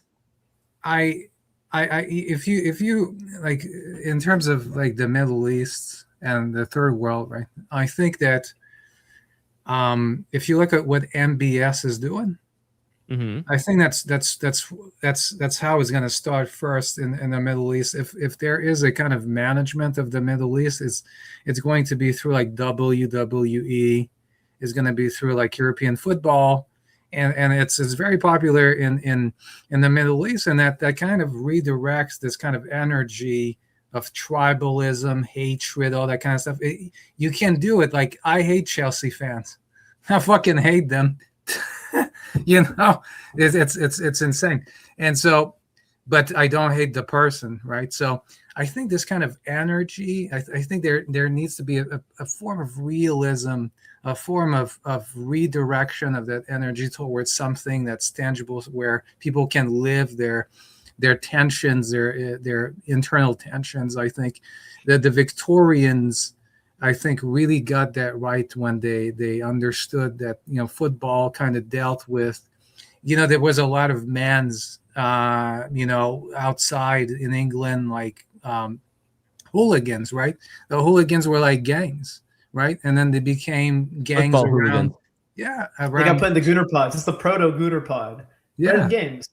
yeah, No, and I see what you're seeing. I see what you're saying, but the yeah, problem is that, let's say in England, we Hmm. have football fans yes, who are Muslim, who are from Pakistan, and liking football, which they very much do, does not really get in the way of their other activities.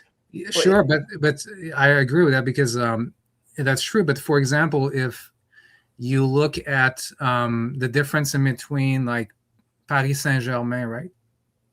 How when Paris Saint-Germain PSG won the Oh, Champions Leagues, there was a kind of like mess, right? As just a mess.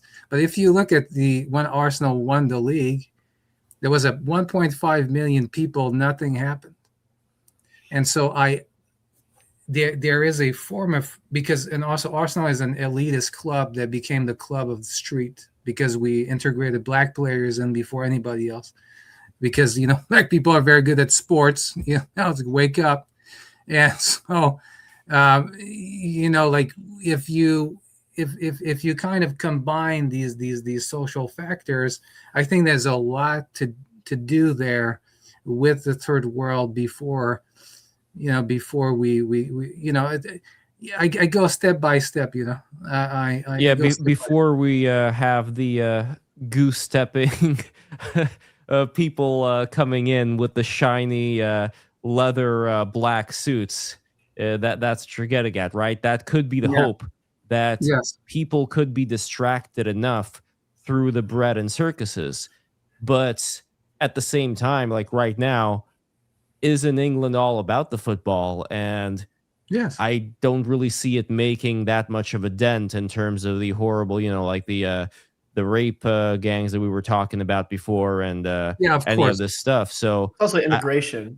What if we Yeah. exported goonerism? That's what I think. We're already doing it in Saudi Arabia. They're letting women drive, for God's sakes. What the fuck? Women driving in Saudi Arabia, they're not wearing their burqas. They're waving Absolutely their hair haram. for Trump coming in. No, but that's good. We should export goonerism to the third world. That's why I Idle think. game for all. Exactly. No, seriously. I mean, all these things, bread and games are proto gooner pods, but the problem is that they're not doing it in their own countries. They're coming to these other countries. And like you say, Lev, it's already having a negative impact now that you just can't let it fester. But the thing with fully automated luxury, in parentheses, gay communism, is that eventually I think we're going to reach a point of relative post-scarcity. I mean, not totally, but relative post-scarcity where we can institute things like UBI, where we can start to build these, the NEOM Smart City project in Saudi Arabia. It's like a 10-mile long metal, I don't know what the shape you would call it, not a cylinder, but wait, the wall thing that's Yeah. mirror? Yeah, that could fit Yeah. 5 million people. What if we just, all we have to do is take up 100 square miles in India, and we could put all of them in that little Neom Smart City, and it's very humane. It's very humane. You give them everything you need: their food, their goon pods, their slop, and now they're pacified. Now they have exactly what they want. They're not engaging in the political, and anyone who rejects the gooner pods is going to be precisely the kind of person that you want to engage in the political, because they value the penetration over the orgasm. And you talk about the goose stepping and all this stuff, but like at the end of the day, do you want to be pacified? No, you want your enemies to be pacified, and you want to be the guys giving the balcony speeches in Fiume and saying Fiume o morte. You want to be the people who are changing history and that actually have some stake left in the world, but you want the rest of your enemies in the gooner pods. You want to narrow everything down. No, I understand what you're saying. I can't help but want to put that into the category of, it would be great if it works out this way, and maybe we should have this as a focus in terms of what we should achieve, because that would obviously avoid a lot of problems having to do with civil war and all these really bad things, right? That does seem to be the art of war, fight without fighting type of solution. Absolutely. Totally. But yeah, if we put that to the side, though, and say this is a lofty goal, what if we don't get to that point? If we're just dealing with what we have right now, what exactly are the choices? Because again, the thing that I look at, since doing BTR, where we had a lot of, people who are further on the right commenting, that I'm a cuck because I'm against the, having a dictatorship, where if there are people who are more reasonable, who would see, let's say, your solution after maybe talking to them for several hours as, hey, actually, Patrick has a point. This is going to mitigate a lot of problems. But in the case that it doesn't work out, how much of a danger do these current trends pose for Western civilization? Again, the third worldism, the one that Putin and Dugin are talking about, and I was about to say Karl Marx, Tucker Carlson. How much of a danger does that, without any kind of AI intervention, pose? Where these smart people, pillars of the community that you would be talking with, Patrick, that they would say, like, okay, if the AI stuff is not going to work, or maybe it's going to work in a few years, but it's not going to work right now, what can we do to solve these issues of people who are right now very much incompatible and are causing problems, especially in Europe, but also in certain localities in the United States? Are we just going to say, let's just keep them there and not pay that much attention? So what if they have like their own Sharia courts in the background? It's not all of the United States, like fucking Minnesota. Who cares? Let them do that thing. Meanwhile, we're going to focus on building up our resistance with the kind of stuff you're talking about, Patrick. So cute. And eventually we're going to solve this problem. But it's not going to happen right now. No need for civil war. Just leave them alone. Fine. There's a lot of them. Fine. Like, they believe in this weird shit. It's like, leave them alone and just focus on us. Or is there some kind of a need as far as wanting to at least rescue, in a way, people that have to live amongst this new encroaching culture in Minnesota, in parts of England, in parts of Europe? Because there is also that aspect too, right? Of the people who end up, on the negative end of these, people that have settled into these areas now that are incompatible with the West. Like, how much responsibility would we have there? Yeah, I mean, I just think there's a little bit of a misconflation. It's not the Tucker Carlsons and the third worldists that have resulted in the mass migration that we've experienced so far. It's largely the NAFO type. So look, I'm not saying they're good by any means. I'm not trying to run cover for Tucker Carlson, but Tucker Carlson is not the reason why we have a shit ton of Somalians stealing billions of dollars from us in Minnesota. It's because of the NAFO types. So I don't see this third worldism stuff long term as being a major threat. I think it's largely, I mean, it's kind of the problem that with TikTok and all these things, people get based too fast and they go through the retarded phase really early. Like, look, I was 11 years old and I was watching. You remember Curtis said this. Curtis said what radicalized him was fascist uniforms in World War II, right? That's what he said. He did. He said that it was the Germans and the Italians that radicalized Hugo him. Boss. Yeah. Right. I was 11 and there were certain speeches by certain people that enamored me, right? Now, granted, I'm much more mature now that I'm not like that. But when I was 11, I thought it was the coolest thing in the world. I was playing all these video games where you got to play as the bad guys, whatever. People are now experiencing that speed run. So they're speed running access to all this different information. They get all the base content right away. So naturally, they're going to be really fucking confused. And on top of that, everyone has access to it. I was 11. Most 11-year-olds didn't have access to the sort of things I was looking at. I was on the Internet Archive websites where you have all these edits I probably shouldn't have been watching at 11, right? Not everyone was getting access to that at that time. Now everybody has access to it, which means retards have access to it, meaning sub 80 IQ people have access to this and that. And now this is where you get a lot of this Disneyfication. For example, a big thing with the third.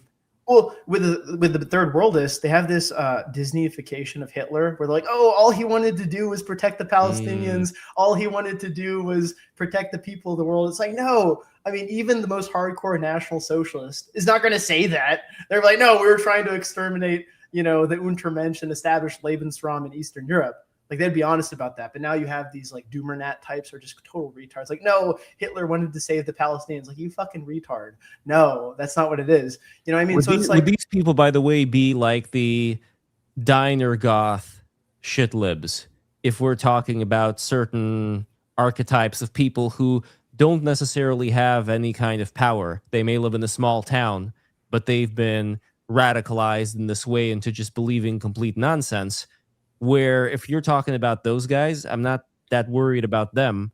I'm much more looking at people who are within the elite, because that's the big difference, right? Where I was talking about that book, The Red Decade by Eugene Lyons, a favorite of Curtis Yarvin's, by the way, where they were talking about how the KGB was influencing the intellectuals of New York high society and other places in the United States, specifically targeting people that have access to power and that may feel a little bit guilty about being so privileged. Like those are the people like in Columbia University and so on and so forth, who, you know, unlike the people that may, you know, have this as a phase and think like Hitler was Mother Teresa or whatever, you know, and that's going to pass. Unlike those people, these guys are in it for the long haul, and they become part of this apparatus, you know, like Curtis Yarvin talks about the cathedral, yada, yada, yada.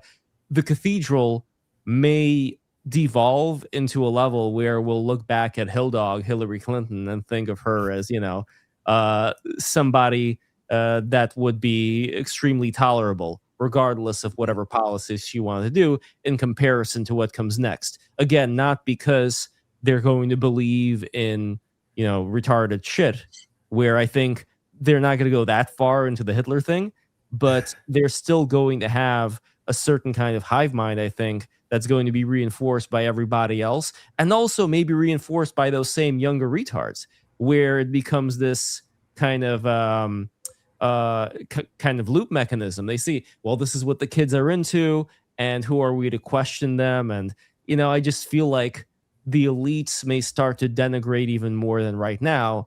And now comes the question, the perennial question that I'm always asking of, if you were to look at this together with people who are not keen on having any kind of dictatorship, and who may doubt that the AI prophecy that you're talking about will necessarily come to pass, who, let's say, maybe a little bit more grounded and, you know, doubtful, what choices do we have then, specifically when it comes to those elites?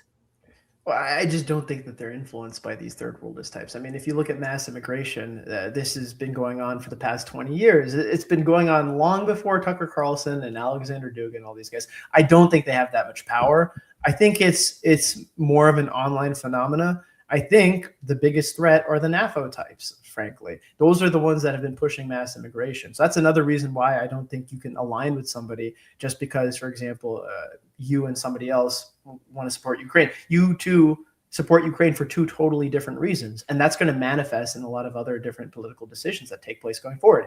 He does not care if your country is 99% non-European. He does not care if Europe becomes Islamabad 2.0. So frankly, I just don't see the third worldist types as the driving force behind a lot of the bad things we've seen. I mean, boomers are largely responsible for a lot of the negative stand. Like, just look at Social Security, for fuck's sake. You want to talk about why our debt is so high? It's because of Social Security. Maybe we need to go back to a Spartan level of eugenics where we'll do like Midsommar, everybody. You know, we'll have all the old people. No, I'm kidding. I'm joking. I love my grandma.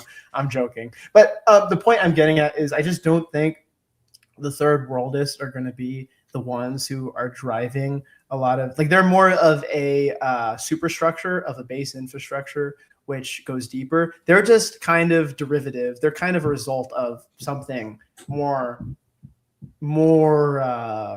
fundamental that's taking place in politics. And I just don't think they're at the nucleus of. They're just at the very end. They're in like the cell membrane or whatever. I would argue they're not at the very end. They were injected into the NAFO people long ago through the USSR, where a lot of these arguments about the open borders and like letting in people who are more of the Rousseauian noble savage, A lot of Sure. that occurred in the universities in the 1960s, which That- then resulted in those people influencing people who then influenced the NAFO types when they were in school. So Let me push back on myself sure. then, because that's a good point. Okay. I'll push back on this. I don't think it's predominantly Russia. I think it's China. If you want to look at who's really Yes, kind of exerting a lot of undercurrent political influence, it's not Russia, it's China. Because, well, for instance, just China just has so much more. I mean, look, Russia has what, the 12th largest economy in the world now. They're below countries like South Korea. Like South Korea's military-industrial complex, in theory, could produce more than Russia, minus the already existent infrastructure they have. I think Russia's a colony of China, if I'm being honest. Sure. But what I'm getting at here is, these third worldist types, whatever, I don't really think they're the biggest injection. The biggest injection is groups like BLM. I mean, look at was it called the Summer of Love? Or, I mean, Summer of, what's the joke term for all the George Floyd stuff? Fiery but peaceful protest? Sure. That was China. That wasn't Russia. That wasn't Mr. Dugan in the corner playing puppets. No, that was China inserting money covertly into all these different organizations. But I think just a second though. Just sorry to stop you, but when you say that one of the main purveyor of third worldism is China, they think like third worldists. They are anti-colonialists. They have this like this if you the how could you call this, like René Girard, the scapegoat. It's Japan. You've got grievances in relation to the British with the opioid trade, which in fact started. The opioid trade started with the Arabs in, I think, the 11th century, and the English just wanted a piece of the pie, and the Chinese are like, no, we keep all the money, and the British were like, no. We're gonna get some money, and so that's why, and also like the NATO people can get the fifth columnist in, and then you have an embedding of third worldists that kind of start to the soil start to fester. So I don't know, like I agree with you that China is the main problem, and that Russia is a kind of adjacent thing. But would you say that if China's the biggest problem, then third worldism become a sort of parallel problem that's maybe not as big, but it's comparable? Well, I guess I would ask, are we considering BLM and groups like that also part of third worldism? Because I consider them something different. It's the same idea. If you want to extend that definition, then sure. I guess what I was thinking is more so the Tucker Carlson faction that's growing with your Candace Owen types and your Anna Kasparians. I'm just saying I don't think they really have the significant share of the threat pie, if we're going to call it that. I think most of the threat pie is still amongst Gen Z people in college, BLM types. So if we want to extend the definition of third worldism to them, then I totally agree. I guess I'm pointing, when I'm looking at the superstructures which are emerging from, let's say, the infrastructure of the Chinese plan, I see it manifesting more in academia, for instance. I don't see that. I don't think Tucker Carlson has that much influence. I see like that's part of it's a problem for sure. But I think the real problem is trying to figure out how China is stoking political instability with, again, going back to 2021, or is it 2020, the Summer of Love. Because here's the thing about China. I read a book a while back when I was in the Marine Corps, 100-Year Marathon, Michael Pillsbury, I believe it's by.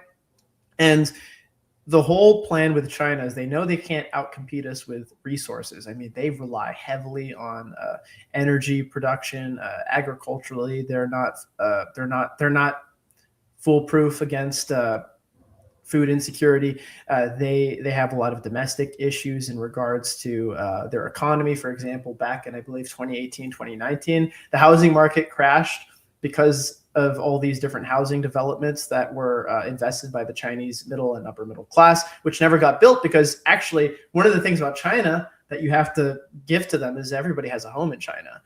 That's a big thing. I mean, everybody in China has a home. You may have to work 6 days a week, 12 hours a day, and you die at 50 of lung poisoning, but they all have housing. And if I understand correctly, the Chinese government isn't even allowed to tear your home down. So if they are building some kind of infrastructure, Yeah, you saw that. project, You saw that picture of the guy. He's in the middle of the Yeah. highway. He has to go Yeah. over. That's true, but just one point on this though: nobody in China owns their house. It's a 99-year lease, and after when it's done, it's not your house, bro. And so, and everybody, I would say in tier 1 cities, if you're out there in the north, you're working on $3 a day. I'm not sure, but yeah, as you said, and the structural housing problems are right now occurring. There's a lot of lenders, big lenders, who have really big problems. BlackRock, I think, ejected some part of his portfolio. But to go along with you saying. And what I guess what I'm trying to get at is we have a lot of advantages when it comes to, for example, we rely on global trade not because we need to, but because it's cheaper, right? Like we could produce a lot of these things that we're importing. China, the whole thing with the trade war with China, people want to say, oh, China can produce everything. They have all the power in the trade war. Well, who's going to buy stuff from them? I mean, their domestic market for consumer goods is improving along with the growth of the Chinese middle class, but it's still not self-sufficient. They're still heavily reliant on the United States, European countries, so on and so forth. Like they need us as much as we need them. But the difference being that if we ever went to war, the disruption of global supply chains actually would hurt them more than us. The problem is, this is the biggest problem, is not to get cringe, but the spiritual war, so to speak. China has a relatively monolithic social structure where if you speak to most Chinese people, they're relatively satisfied with their government for the most part. In fact, what Pillsbury points out in the book is that China actually sent double agents to the United States on purpose to make it seem like there was internal instability going on in the country where there wasn't, because they wanted us to underestimate them. So, for example, back when we had Kissinger and Nixon, rest in peace, Kissinger, he's up in heaven having a scotch on the rocks with Dick Cheney right now. But the whole thing with Kissinger and Nixon is they were essentially lulled by the Chinese into thinking, oh, we're going to democratize soon. We're getting over Maoism. Russia's the real threat. Let's bolster us, China, against Russia. So we eased a lot of our restrictions. We started opening up lines of trade with munitions. For example, how did we fund the Mujahideen? You think that was just us? Where do you think those weapons were coming from? We're also largely relying on China in the what do you call it, the bolstering of the Mujahideen, because the Chinese also wanted the Soviet invasion to fail. But that being said, they would send double agents to the United States to act like China was on the brinks of collapse, that we ease up restrictions, because we believe that if we eased up restrictions, it would further the process of liberalization in China. So people think of Deng Xiaoping as this old grandfather, Deng Xiaoping. He's a liberal market reformer who was thrust into communism. No, he is as hardcore as Mao Zedong. But the Chinese play the long game because they're so monolithic, hive-minded. You have a continuity of strategic goals that is inherited through each premier of the country, now presently with Xi Jinping. The only double agent, or the only agent that wasn't an agent of China, actually told us, he's like, no, they're all lying to you. We are fucking, was that? Have you guys ever seen Hong Kong 97? Yeah. No, what's that? So this is a video game that was made illegally for the Nintendo system. Like you weren't allowed to actually publish video games this way. Oh, but no. I just want to read this for you guys. First of all, it starts over here. Games wanted. We will sell your original SNES games. 1/3 of the gross profit will be yours. We welcome games of any kind, so please send us your floppy. We will contact you after careful considerations. So there is a music background here which just keeps going on and on.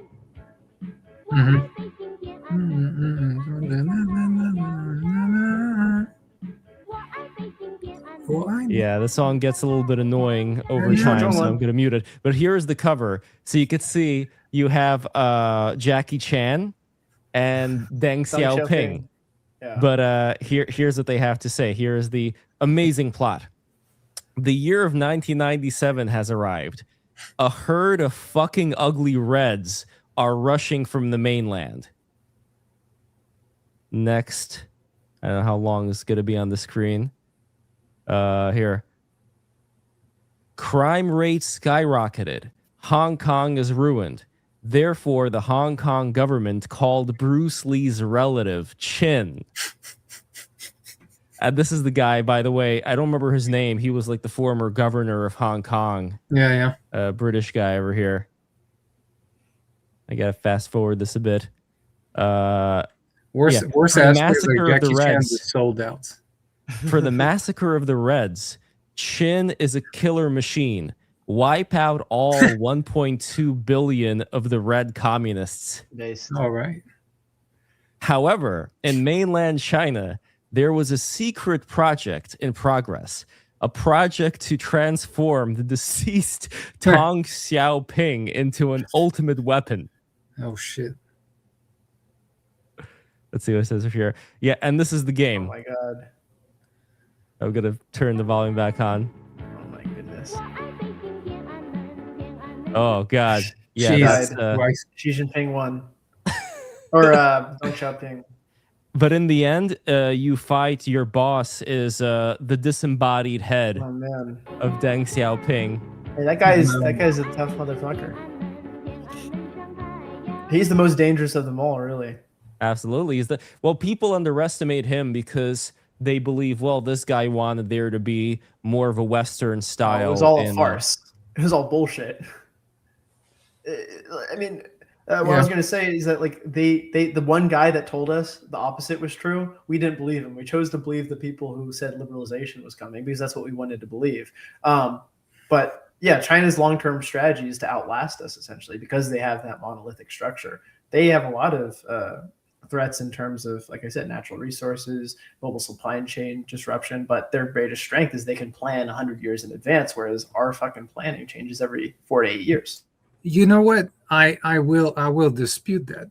I will dispute that the Chinese Communist Party can actually plan in 100 years. I think that's also a part of the projection that the Chinese are giving, that they can plan in because if you look at China proper, it's an anarchy. It's like, it's like if I lie and I don't get caught, that's fine. If there's a little corruption, that's fine. If I steal, $10 billion and I just move it to the United States where my children would live, well, that's fine.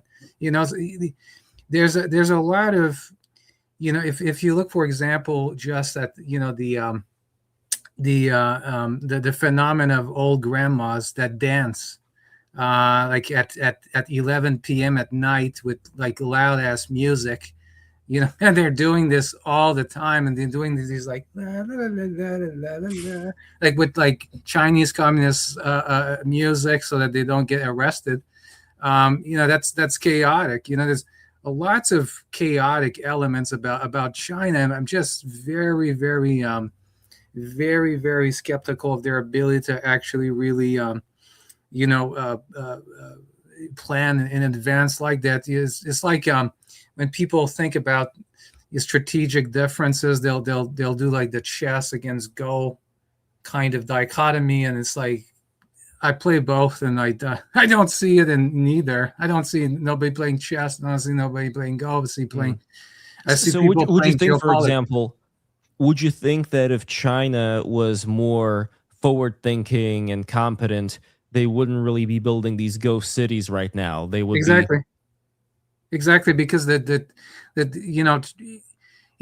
China they're really like smart, but there's a lack of wisdom in mainland where it's about like, look at me, I can like extract profit right now, and I don't really care about what's gonna happen like in 5 hours. Like I sold you something, now it's on you, man. Like you see these crumbling buildings everywhere, these tofu drag buildings. If, for example, I think when there was this war, I think in the 18th century, Japan versus China, the reason why China lost against Japan was partially because I think 1/5 of every cannonball that were produced in the cantons were fake. So, when you're dealing with people who are faking their own their own army just to, I'm gonna cash out. Fuck it, And this Well, they is weren't even something, a by the country way- though either. Yeah, There were like 10 different countries fighting against Japan, basically. Yeah. exactly. But also, this is something they have in common with Russia too, where Yes. a lot of the reason why I think the Russian army has been this incompetent was because a lot of these middle manager generals were just making, a lot of profit into their own pockets when they should have been using that to strengthen the military. Yeah, if I just add the thing with the ghost cities, though, that I guess we should probably consider is that a large portion of the funding was provided by private citizens. Like I said, the Chinese middle class and whatnot. I think there's a difference between that because then you get into this muddled territory of, let's say, I don't know, misappropriated funds or whatever. But I guess when I'm talking about long-term planning, I think about in Southeast Asia, where, for example, in the Philippines, China owns 75% of the energy grid because they can invest at a loss through their state-owned enterprises, which are subsidized by the CCP. They can go to these countries where they're going to have a long-term strategic benefit, and these state-owned enterprises don't need to be making money off of these investments. So China is able to allocate funds that would never be allocated by the United States because everything is profit-driven with us. Whereas with them, through their state-owned enterprises, there's a bit more long-term planning that can take place because you're allowed to use deficit spending without the prospect of a return on your investment. It's a strategic return on investment. So that's why you see a lot of the infrastructure, Southeast Asia, not really making a whole lot of money for China, but because it has a strategic interest, they're able to slowly build up their investments there. And the last thing I'll say on that as well, not to try to, it's not a China glaze session, but I do think they're the biggest threat. And another thing is the fact that we would be fighting in their home turf. So we rely heavily on our aircraft carriers to attain air superiority. And the big problem with that is the same problem that Russia is having. It's the same problem that we're having against Iran, is that you can get these really cheap drones to take out larger capabilities. So for example, in Ukraine, you're taking out tanks. I mean, the 100 years of tank warfare, or maybe not 100 years, but almost a century of tank warfare kind of becomes obsolete with small precision munitions that's able to take out a much more expensive, a much more resource intensive thing, right? With something like a drone or a missile. The same thing can take place in the Pacific, where if we are going to rely heavily on our aircraft carriers for air superiority, all it's going to take is one Chinese missile, which is produced at a minute fraction of what it would take to create an aircraft carrier to take that larger capability out, which is another reason the Marine Corps force design was shifted so rapidly. So I guess what I'm saying is that I just think that there's a lot of, I'm not saying we're going to lose. I think we're going to win still because I think we have more advantages than they do. But their advantage is in being able to define the playing field, and define the playing field because they do have the ability to plan in advance, even if it does get muddled, because obviously they still have a lot of corruption going on, obviously. Well, in regards to China also, I want to add to influencing... this. Oh, sorry. Sorry, I want to add Go to ahead. this because, again, from a military planning perspective, you know this better than me, Patrick, since you've been in the Army. You can see Xi Jinping, for example, like flipping his portfolio of generals every freaking 2 years. His whole department of like nuclear energy and got fired, and I mean some of them are getting executed. So for me, it's like, yeah, like is their military believe really what they're saying out loud? I'm not too sure, and I think and now I'm going to get a bit naval, just a little bit. I think America and the West, because we have the greatest operating system of all time and nothing can deal with it. I believe in the hegemony of the United States. I believe in the supremacy of the West, and I'm very confident that we're going to win because we can and we will.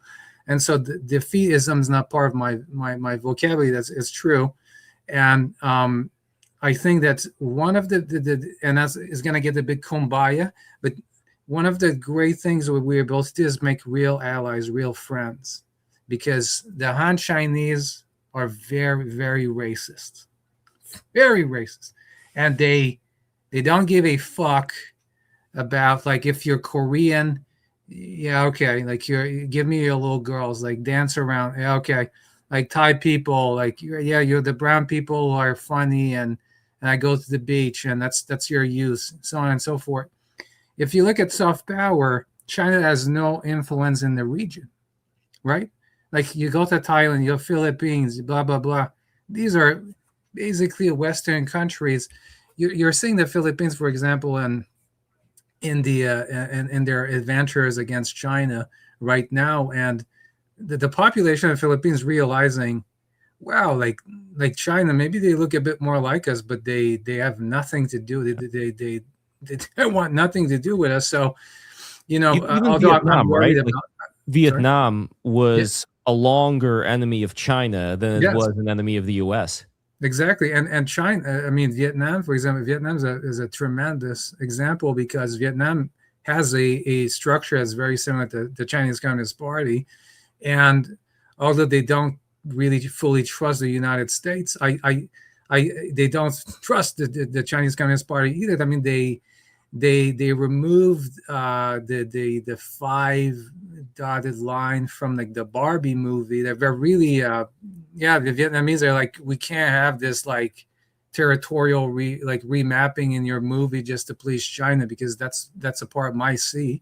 So I'm not going to get my stuff stolen. So China is not really capable of creating a lot of long-term friends. Who are their friends? Is Iran their friends?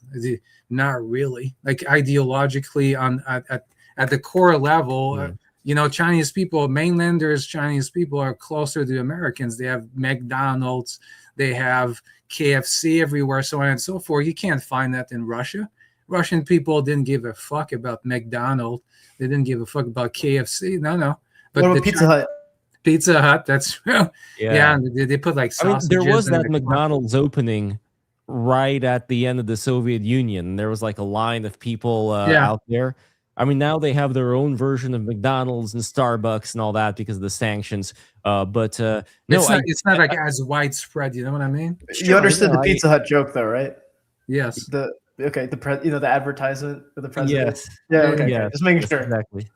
But with Ukraine, though, I think McDonald's actually does hold a very important significance to Ukrainians. And I think it may have to do with that being in Ukraine. I'm not sure exactly where that first McDonald's appeared in the USSR.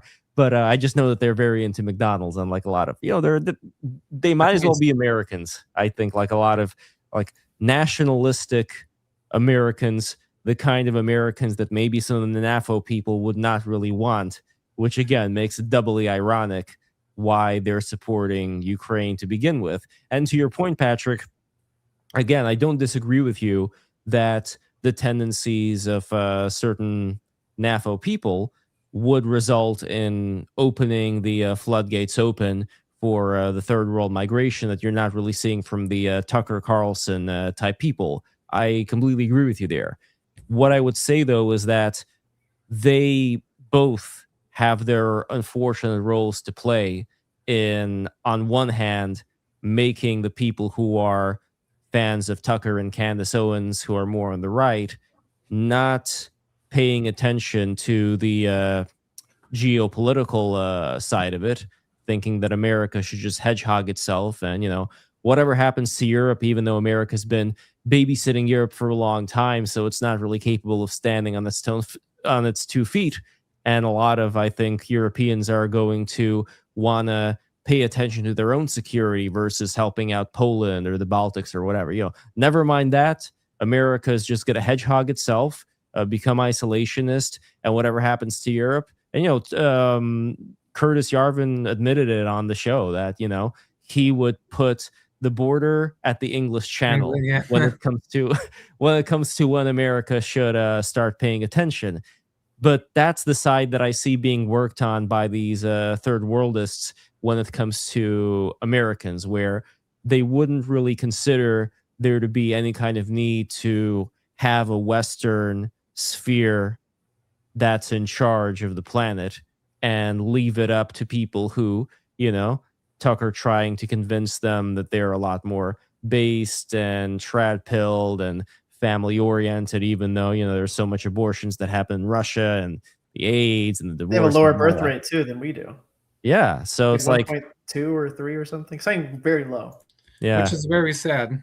Very sad because Russian culture also is fantastic. I mean, the intellectual, the Russian intellectual culture is amongst exactly intellectual. That's a fantastic book. It is. You know, literature, pure mathematics, physics, everything. It's you know, music, you know, Rachmaninoff, all these guys, like, and Putin's actually killing that. Yes. What's that? Alexander Pushkin. Oh yes. Yes, a fantastic one.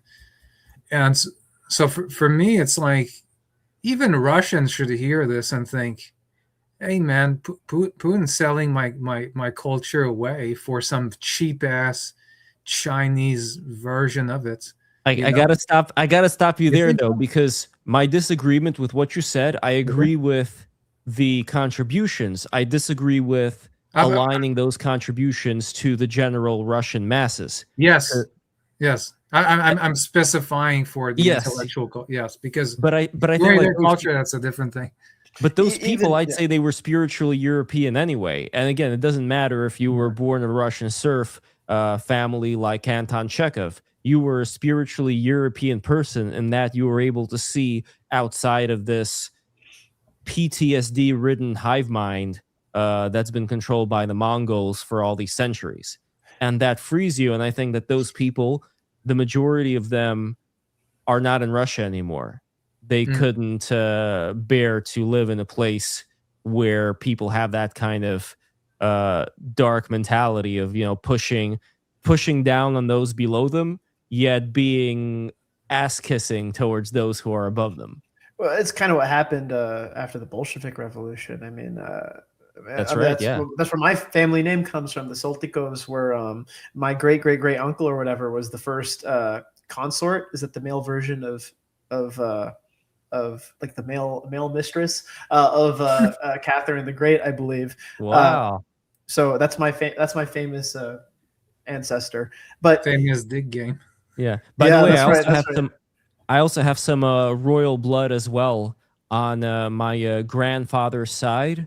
I believe my grandfather's wife's family, who I guess is my grandfather. Your grandmother. I don't know. Your grandmother?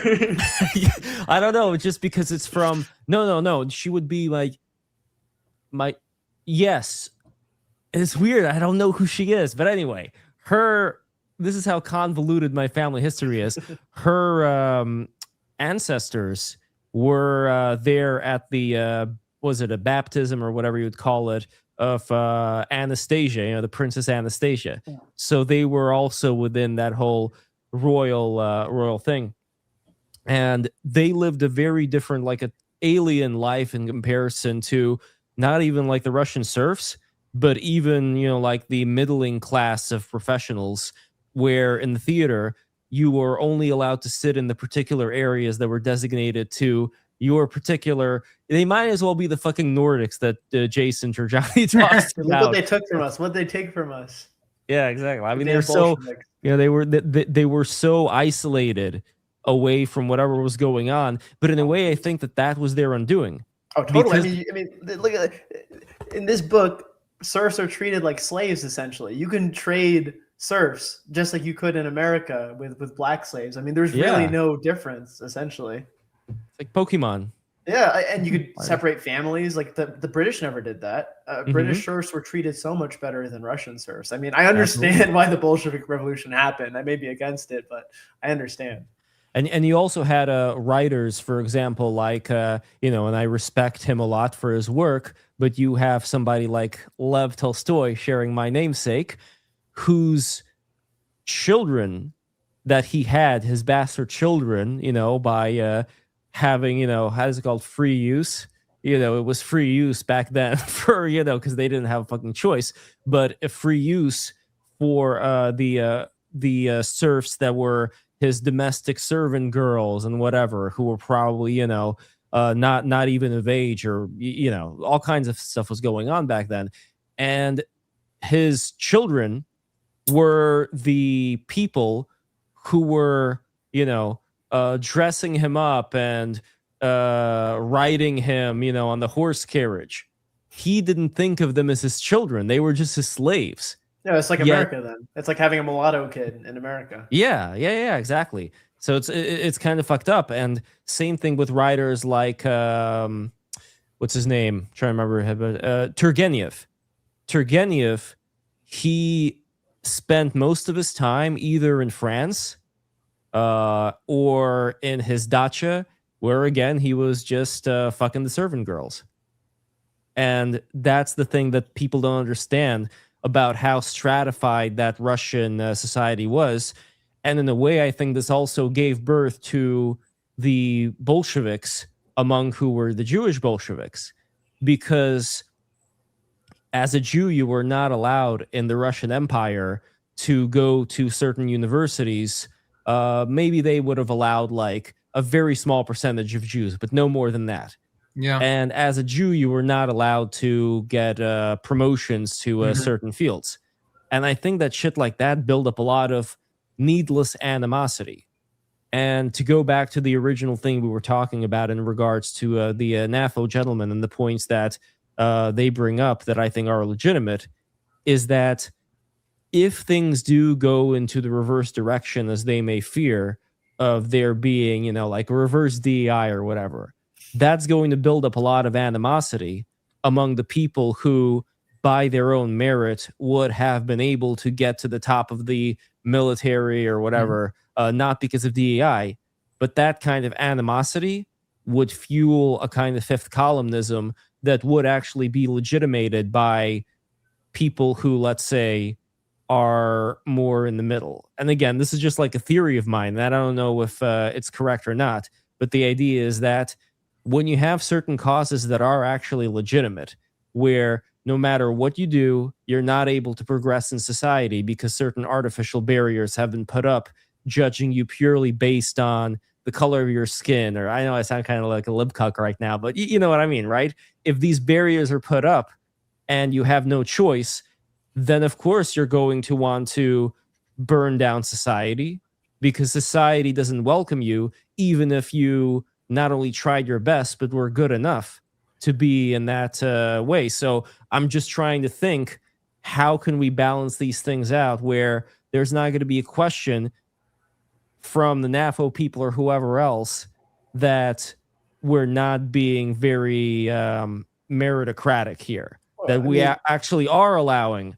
Because if you do that, then guess what? If it turns out that it's going to be like 99% like white people or Asian people or whatever, then fine, that's all right then. We're meritocratic about it. I mean, isn't that the ultimate cheat code? Isn't that the ultimate cheat code to the chuds of the world kind of getting what they want, if that's what would happen, but making sure that it's purely based on meritocracy. So if there are people who come from different backgrounds and are able to get to that level, welcome them in. Everything is fine. But I don't know. Is this a pipe dream of mine? Because, Chud might say, okay, they're not XYZ, but they're Jews. So that's, you got another loop to go with, because, intellectually, it's like, not to sound too like, I'm going to sound like very pro-Jew, because I am. But whoops. But I am as I am. And you're not Jewish, by the way. Me? I'm half. So. Oh, okay. That's why. That's why you're secret. Okay, I get it. Oh man. Stop saying it. But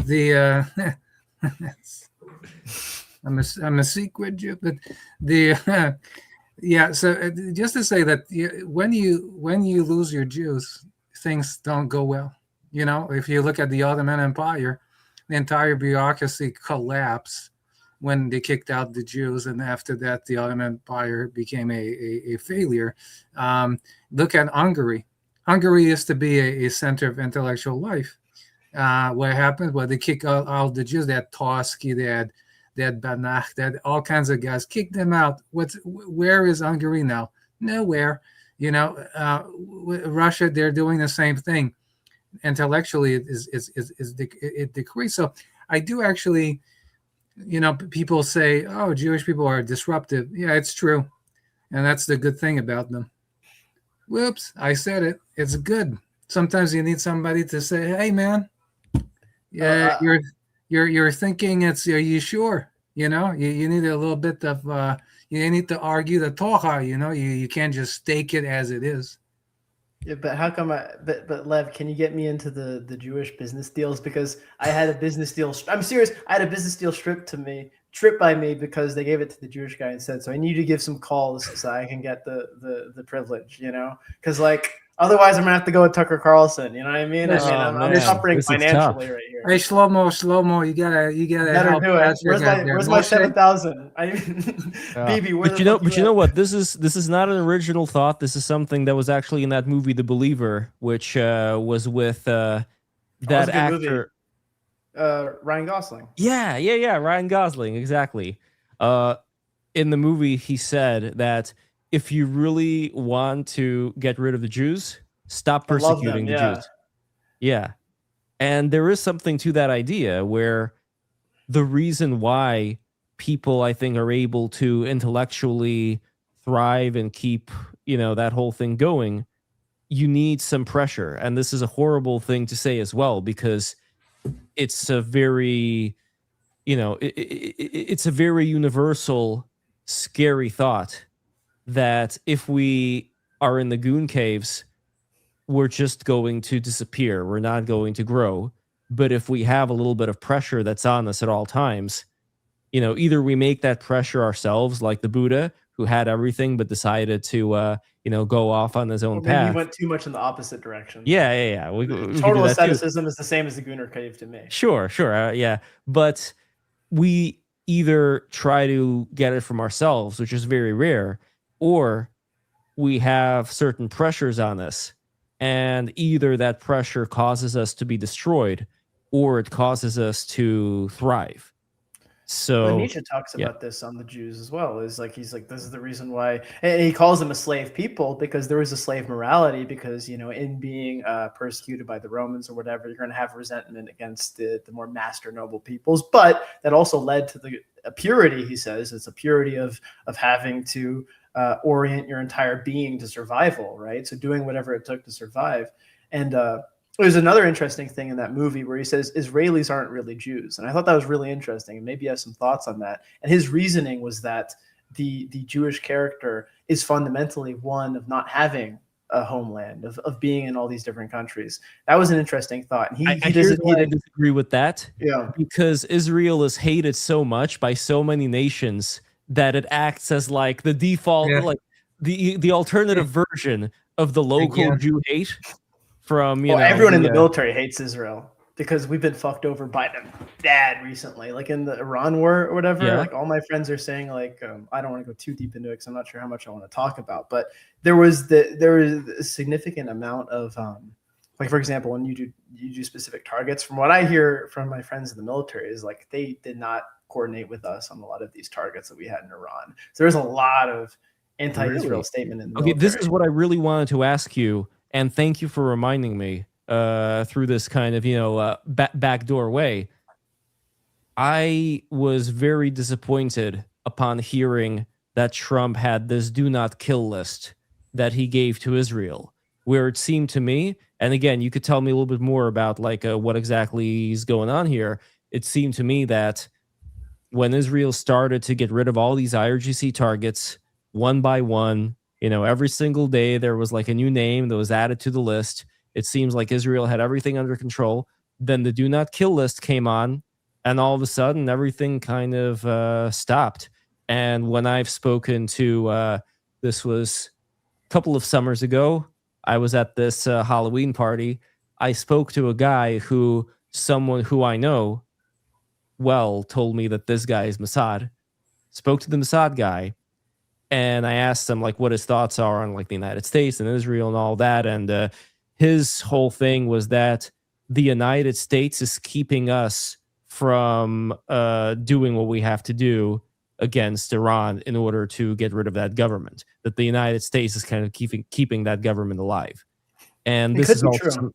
this Shout is out, something that Giorgiani also talked about in shout out to regards to the Tulsi do not kill Gabbard. list, and how it seems like America would rather have a weakened Iran, but one that still has control over its people, than a free Iran whose population burns down mosques and causes kind of a, if it's allowed to thrive, it'll cause kind of an embarrassing problem for the dynamics with the Middle East, which America may think that because of the oil rich Arab sheiks like NBS, the Middle East, Saudi Arabia is going to start to change its ways.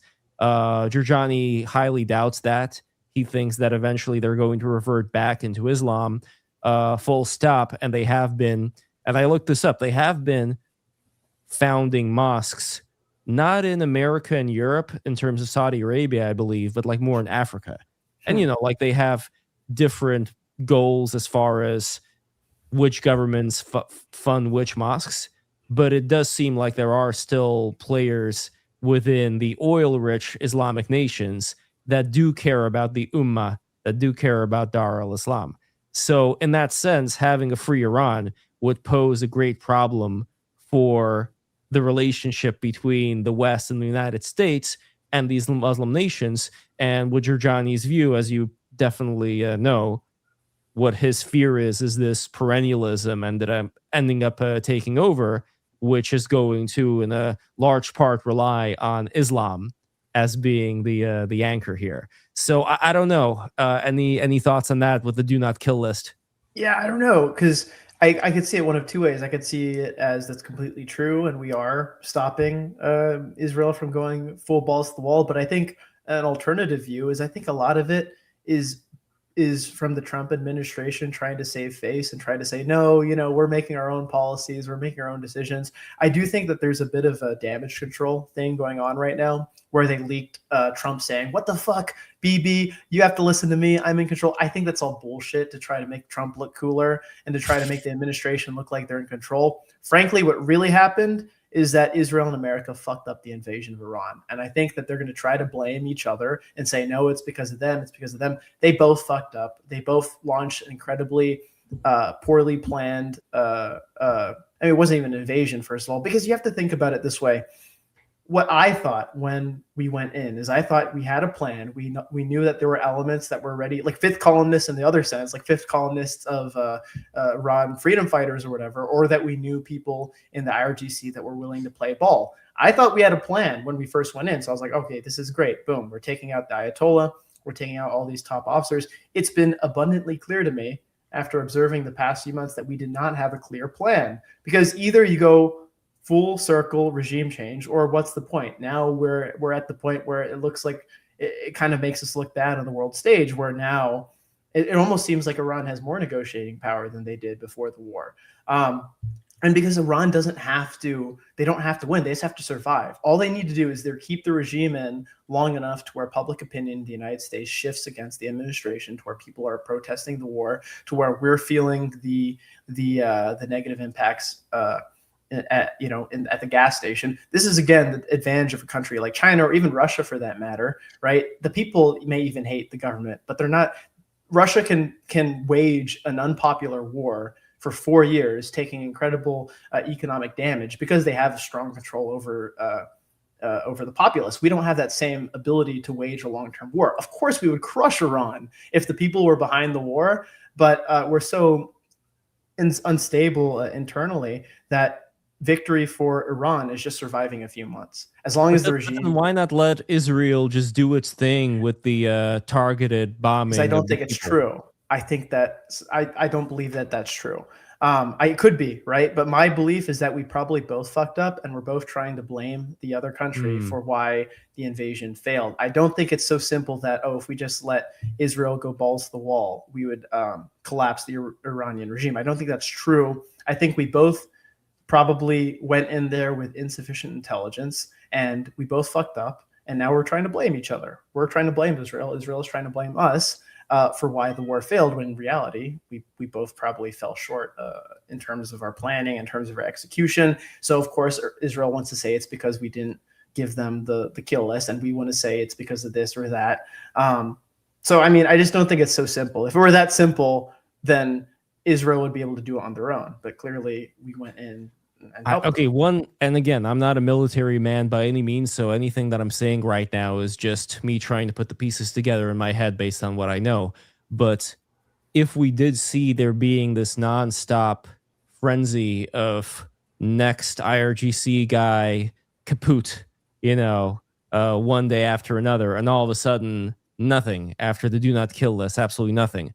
And then you also have to take into consideration Trump's tweet about the Ayatollah. This was last year. You remember back when there was another protest and there was another strike where Trump boasted about saving the life of the Ayatollah. And I had a conversation with Jason about this as well, where there would have been a great opportunity back then for Israel or the United States to get this guy, yet the United States stepped in. And part of me thinks, like, going back to the third worldist question, part of me thinks, how much is this because they're also attributing some kind of a humanism, some kind of a, I was speaking this before with Didier off stream, that the NAFO people, they have this sense of Christian derived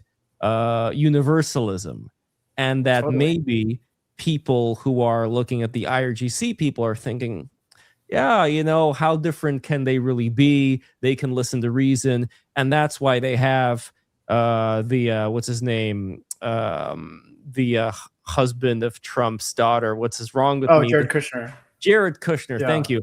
Jared Kushner and Witkoff, who, by the way, look like those two puppet pals from Dexter's Laboratory. If you ever see, like, they bonk each other in the head. But anyway, like, one's tall, the other's short. But anyway, you have those two guys who, by the way, they don't have like any official, from what I understand, titles. They're just like friends of Donald Trump.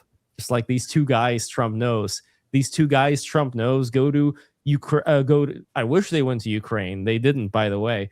They go to Russia. They eat like the dumplings and stuff. They get well fed. They accomplish nothing.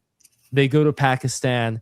They accomplish nothing. So it just seems like there is this tendency to imagine these people being like Americans in a way, and trying to make some kind of a deal with them, be they the Russians or be they. And I think this is, by the way, the same fucking reason why we were fooled with Deng Xiaoping and the Chinese, because we were attributing that same sense of American, logic and compassion towards these people. Meanwhile, the people who had to live under those people, ask the fucking Vietnamese, what they think of Deng Xiaoping, like these people in Iran who are in the IRGC is very different from my understanding than the people in Artesh who we could potentially make a deal with, because Artesh, that's the military of Iran that's made out of conscripts. And they don't have as much power. Yeah, unfortunately, they don't. Yeah. But they're still there. And the question is, how many assassinations of IRGC people will it take? How many days of Israel doing that will it take to eventually get to the point where you're just left with the Artesh leadership that now has enough power, because all those guys have been blown away, has enough power to actually have some kind of a coup? Because that was Giorgiani's idea originally, that Artesh could have been empowered. I don't understand why anybody thought that using the Kurds was a good idea.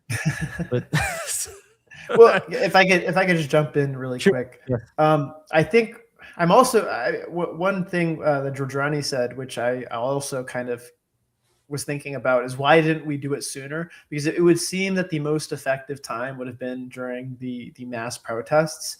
I thought they were going to launch strikes much sooner. However, it does take a long time to prepare for these kind of campaigns. I mean, we prepared for a year to take out Maduro, and Venezuela doesn't have nearly as much of a military as Iran does, and it took us a year to prepare that operation. Essentially, we were moving troops into that region for a long time.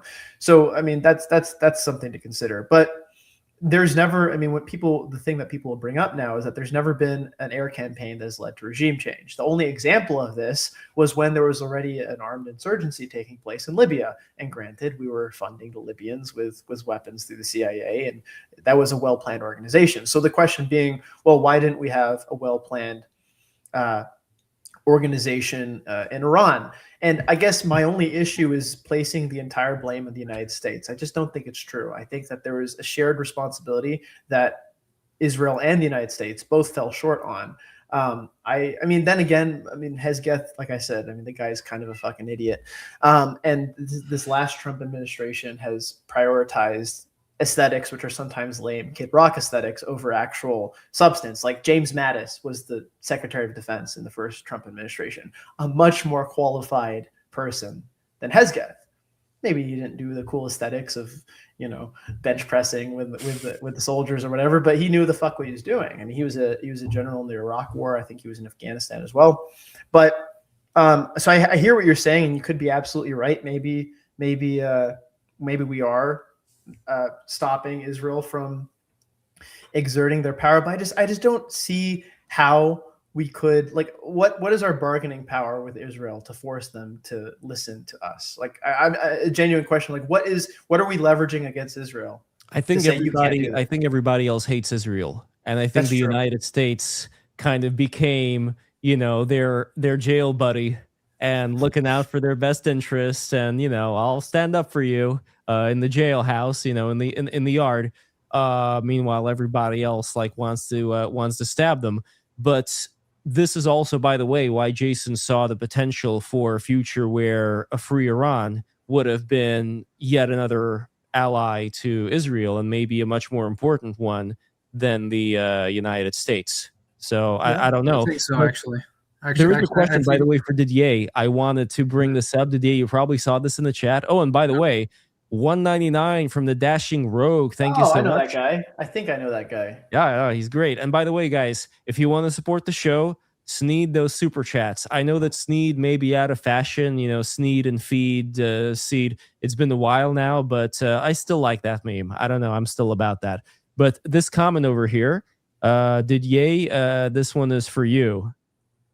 France and England kept Jewish people out and developed their own intellectual and upper class. When you take in elite minorities, they occupy high status seats and the rest of people regress. Any thoughts?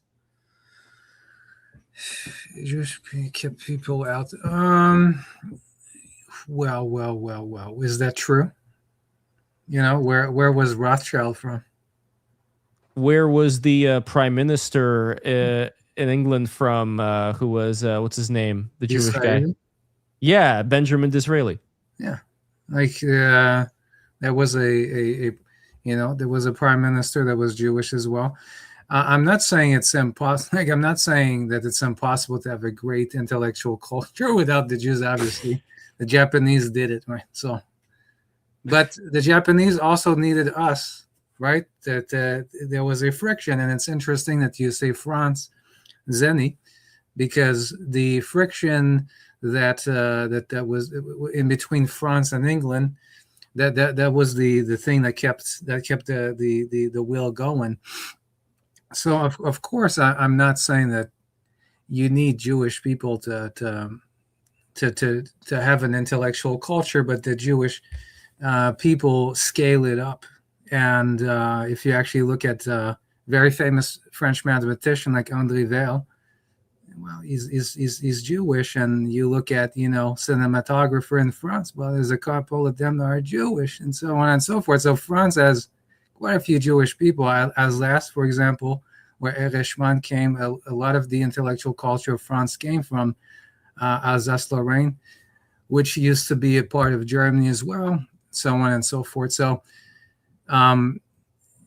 yeah, elite minorities become elite minorities because they have also an intellectual culture that where the intellect matters, which is why Jewish culture works in that sense, because it's a culture that both, you want your child to marry either the guy who's very good at business, has got money, or the poor guy who is trying to become like a rabbi, argue about the Torah and wins his argumentation. So you have a culture of accelerated intellectual. Yes, that's One of my favorite memes. That's such a deep. Sorry, sir, this is a Prussian server, so no claiming that Is us. Is us. The B thing is 2S. Is us. Yeah. SS Lorient belongs to France. And is that like a German B? Yeah, the B is 2S. But that's something that is in the German language. Yes, exactly. Yeah, exactly. So you could see how deep this meme is. They're actually using the German way of writing that particular contested territory. Yeah, Lothringen is not Lorraine. It's very different. There we go. Speaking of the Rothschilds, if you look into the Napoleonic Wars, that's a little interesting thing going on. Napoleon actually instituted a lot of laws against the Jews, and then maybe there was a backlash with Rothschild. But Napoleon, wait, a lot of what? Laws against the Jews in France. No, the opposite. He freed the Jews. He did. He also put laws against them, though. He may have really. Freed okay, them, I gotta. Yeah, you can look. I this gotta up. compare the laws against to the freeing, because from what I understand, maybe it was a net positive, but he did have. Let me see. I researched this a long time ago. And by the way, guys, if you're enjoying the show and want to contribute, patreon.com/break the rules. I'm gonna have this guy Patrick in New York City. When are you going? I'm gonna try to come up in like July or August. All right. Well, we're definitely gonna have to have a BTR show then. So let me see. I'm just curious now. Can I read some of these to you? Absolutely. So apparently, there was this thing called. This is just. I researched it in depth a long time ago, so I'm just pulling up the Spark Notes. But apparently, in 1808, he annulled debts owed to Jews by married women, minors, and soldiers, and voided any loan that charged interest exceeding 10%. He forced Jews to obtain a special annually renewable license from local authorities to engage in commerce. And then they were also forbidden from purchasing substitutes to serve in the military in their place, a privilege that was open to the rest of the French population. They couldn't pick names from the Old Testament or names of cities and towns. That's interesting. But so to speak, Napoleon has an interesting history, and a big funder of the British Army during the Napoleonic Wars was the Rothschild family. So there's some things behind the scenes that took place in that war as well, which I know about until about a year. Interestingly enough, for example, Rothschild was part of a conspiracy called the Table of the Elect, with the owner of the beer, those guys, the families who own the diamond in South Africa and so on and so forth. The Cape Diamond, it's like the Hope Diamond. Yeah, the bar, I think, the beer, I think, and a couple of guys that Cecil, what's his name again? Cecil Rhodes. Cecil Rhodes. Yeah, Cecil. All these guys. So they were part of this Table of the Elect thing, and the guys were talking about like, oh, let's have like a top-down socialist-like system. And Rothschild actually left the Table of the Elect because he thought, no, man, I believe in capitalism. I can't be doing this. It's really interesting. It's really interesting. And that's where we got like the Fabian socialists and all of that. That would be I don't know. That would be the origin. By the way, the good things Napoleon did for the Jews, he tore down the ghettos. So in his Italian campaign, they smashed the gates of the compulsory Jewish ghettos in cities like Ancona, Venice, and Rome. And for the first time, Jews were legally allowed to walk free, live where they pleased, and practice their religion openly. He gave full citizenship, so he solidified the revolutionary decree that granted Jews full civil and political equality in France, making them equal to Catholics and Protestants under the law. And finally, over here, in 1806, Napoleon gathered Jewish religious leaders and notables from across Europe into a high council called the Grand Sahreddin. Le Grand His Saladin. goal was to integrate Jewish religious law with French civil law, explicitly asking them to confirm that their loyalty to France took precedence over local community laws, which we should be doing to other people who are here in the United We States. should do it to everyone in the United States. And- Yeah. and Jew, Gentile, Muslim. Yes, etc. exactly. my message to Napoleon, Mr. Napoleon, grazie mille. Grazie mille. Yeah, but I don't know. I guess it is a mixed bag. I have this nice. Well, I mean, he's a over guy here. from the 18th century. What do we expect? well, also, I mean, it's not the usury, anti-usury law. Like, Yeah. that's okay. It's I a mean, classic. Why should interest be above 10%, right? I mean, but I mean, minus if the risk in your economy is very high. But fair enough. Bernie Sanders wants to end that. I think even Trump said he was open to it. It was interesting. yeah, because Bernie was like- he wants to print his dollars in peace. Up to 0%. You know. Yeah. All right, fellas. I think this was a wonderful conversation. I could still talk for hours, but I haven't eaten anything all day. Oh, no. I was only drinking coffee. Not good. Not good for the stomach. Not at all. I didn't even have the watermelon juice that I usually have. There's this really delicious watermelon juice that I like. By the way, another thing, Patrick, that you may take issue with Jake Bro about, he is super anti-sugar. Oh, okay, yeah, anti-repeat. Yes. Okay. Any thoughts on the sugar? So Patrick, you're the guy that's is saying that sugar is good. I'm not. Lev discussed repeat with me once. I did not endorse it. I just said I don't have anything against it. I am kind of in the middle. So as far as sugar intake, what would you say? Because he was talking about how sugar is completely an empty calorie. It serves no good purpose at all. Oh, of course it serves a purpose. Like, come on. Was this guy on a keto diet? Like, read some Mike Menser. You know what I mean? Like, it has carbohydrates in it. I mean, carbs are underappreciated with muscle development. Everyone thinks about the protein intake. You got to get your carbs. You got to get your carbs in. Got a carb load. So I mean, I don't think you have to take it to repeat extremes, but I don't think you need to watch your sugar intake as long as you're not if you're not down. I mean, look, the average ghetto American is downing like 4 Cokes a day. You know, they're eating their cheese. Like that's obviously too much. Pineapple thing. What is that? The ghetto pineapple that's covered in the Kool-Aid. There we go. I don't know. Oh wait, you mean like the Mexican thing? No. There's this thing like in the It's a black jar. community, they are making these. Have you seen these things? Yeah, it's kind of like a slushy with like Kool-Aid, and they put pineapple in it, I think, and they infuse the pineapple, which already has sugar in it, with like more sugar and more of like the toxic. That's Kool-Aid. too far. The essence of the Kool-Aid.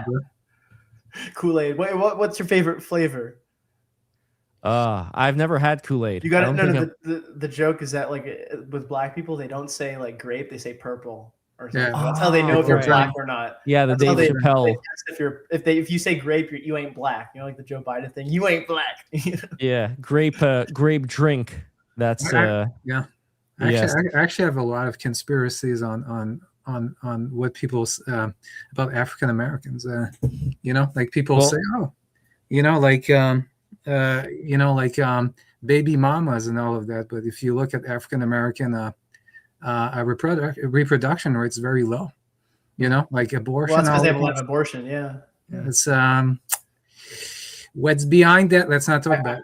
I think you guys are just jealous because the blacks are the true Jews of Israel. Y'all are just the fake Jews. The black Jews are the true. That's right. Those are the true Jews. Okay, I disavow all your Zionism. I'm with the black Hebrew Israelites. All right, those are my brothers right there. Yeah. But you know what?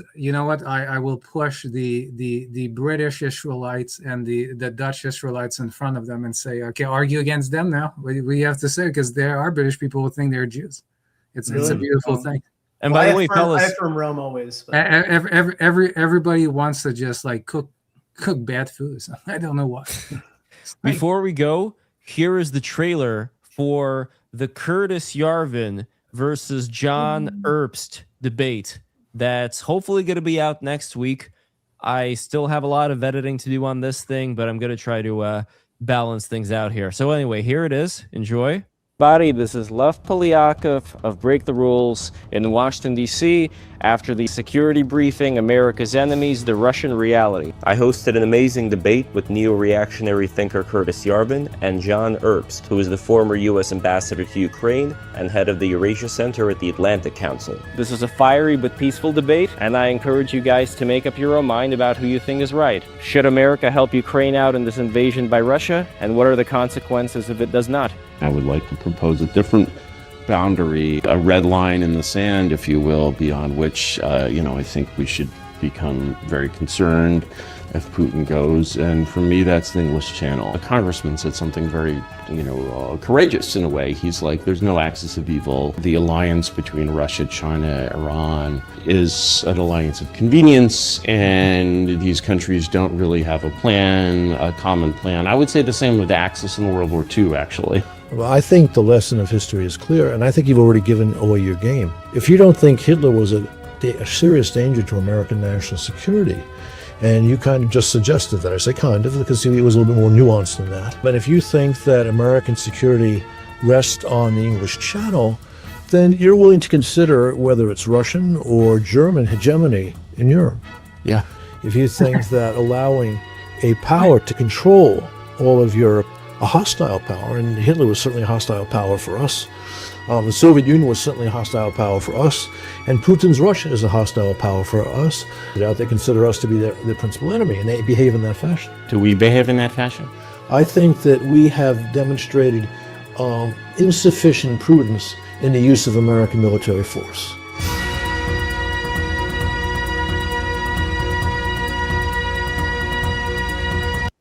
I always like dropping the beat at the very end when the picture comes on. Is that you? Yeah. Oh, you did the Roman statue? I made an AI Roman statue of myself. Yeah, that's interesting. I did see the eyes pop out at some point. That was a nice. You're turning into the believer, Ryan Gosling. Those people, the Romans persecuted your people. You're turning into. I mean, look, Rome's cool and everything, but you're turning into the believer, man. You're betraying your people. I mean, it's Rome versus Judea. That's what Nietzsche says.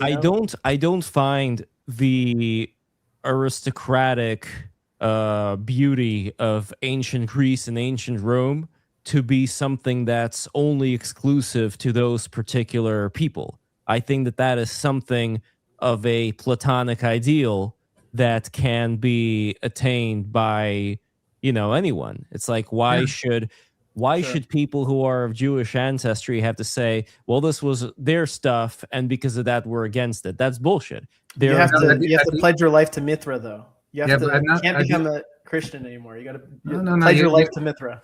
You have to do what Plato said. You have to pledge your life to the study of mathematics, because that's how you level up in arts. That's rigid geometry, projective geometry gave you the 15th, 16th century. Without that, there's no way. You can't do projection towards infinity. You can't have parallel, so on and so forth. So the beauty of mathematics, and that's universal. That is universal. Oh, that's true. So, fellas, this has been a wonderful conversation. I really enjoyed it, and I definitely want to have more of these. And I know, Patrick, you're going to New York City. You said July, August, so we're definitely going to have to do a BTR NYC then. Invite people, go up to the rooftop. It's a very nice rooftop. And by the way, if you guys want to join Patrick and myself in person, and by the way, Didier, I would love for you to be there as well if you can make the trek from Canada. That's what you're saying. Patreon.com/breaktherules. If you become a patron today, a $20 patron, mind you, you are going to be able to go in person to the stream in New York City, in the apartment, in the studio. And there's going to be probably a plate of charcuterie if you guys are into that, into like the meat and cheeses. Yeah, exactly. And and we're going to have alcohol, drinks, all that good stuff. So, I would love for you guys to become a part of this. A guy with the Black Sun avatar said Lev is a Scythian. I appreciate that. But again, it's like, These are all labels. I think the important thing is what exactly the teleology is that we're yearning for. And again, Jewish people, very pluralistic bunch. Some are going to be yearning for one thing, some for another thing. So I am with the people that are going to be yearning for the Aristotelian good life. And with that, Patrick, where can we find your books, what you're working on, your videos, and all that good stuff?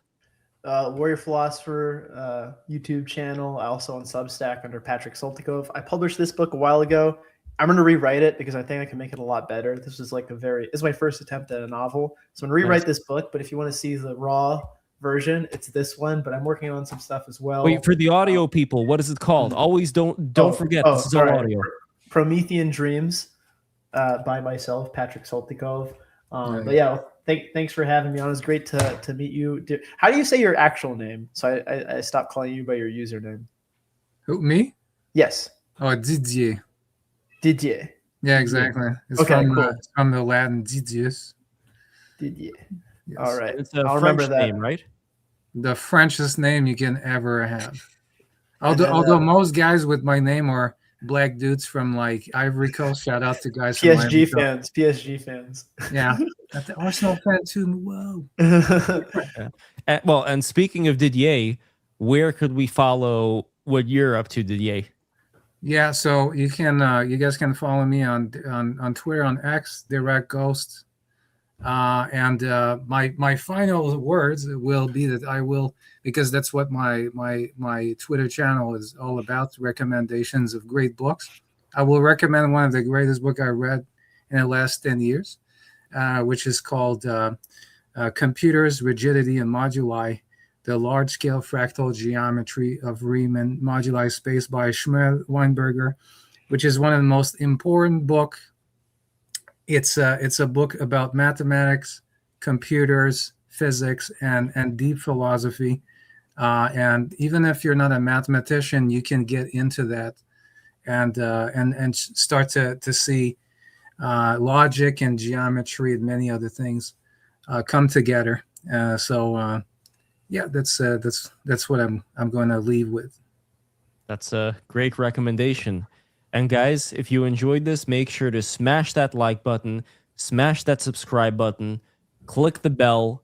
I'm probably going to pass away after this. This is how tired I am. Click the bell, hype the video. I never talk about the hyping because I only found out about it yesterday. I don't know what it is. It works, right? If you hype a video. Yeah. I've never hyped a video, but hype this video, and if this video gets 1,000 likes, Lev Polyakov is going to convert to Mithraism. I'm going to baptize in Mithraism. He's going to reject his Abrahamic God. He's going to accept Mithra, the bull slayer, and become a Roman. He wants to be a Roman so bad. You can become a Roman, but you must renounce your gods and come one with Jupiter and Ares and Mithra. Nietzsche. I got Here we go, baby. Nietzsche, and I got Plato over here. Based. And one more. I got. That's like Ray Marinetti. Speed. The greatest philosopher, Sonic. Yeah, that's the accelerationist philosopher. It's all about speed. Yeah. Nick Flan, check Sonic. Exactly. 100%. By the way, guys, don't physically get out of the screen right now because I want to see like how much of your content is loaded up with StreamYard. Don't exit StreamYard, please. But guys, thank you so much for watching. I will see you next time. This has been a double episode day today, so I'm spoiling you guys a little bit. But the Curtis Yarvin debate, hopefully coming out next week. I got to finish the editing. Anyway, take care, everybody. Bye-bye.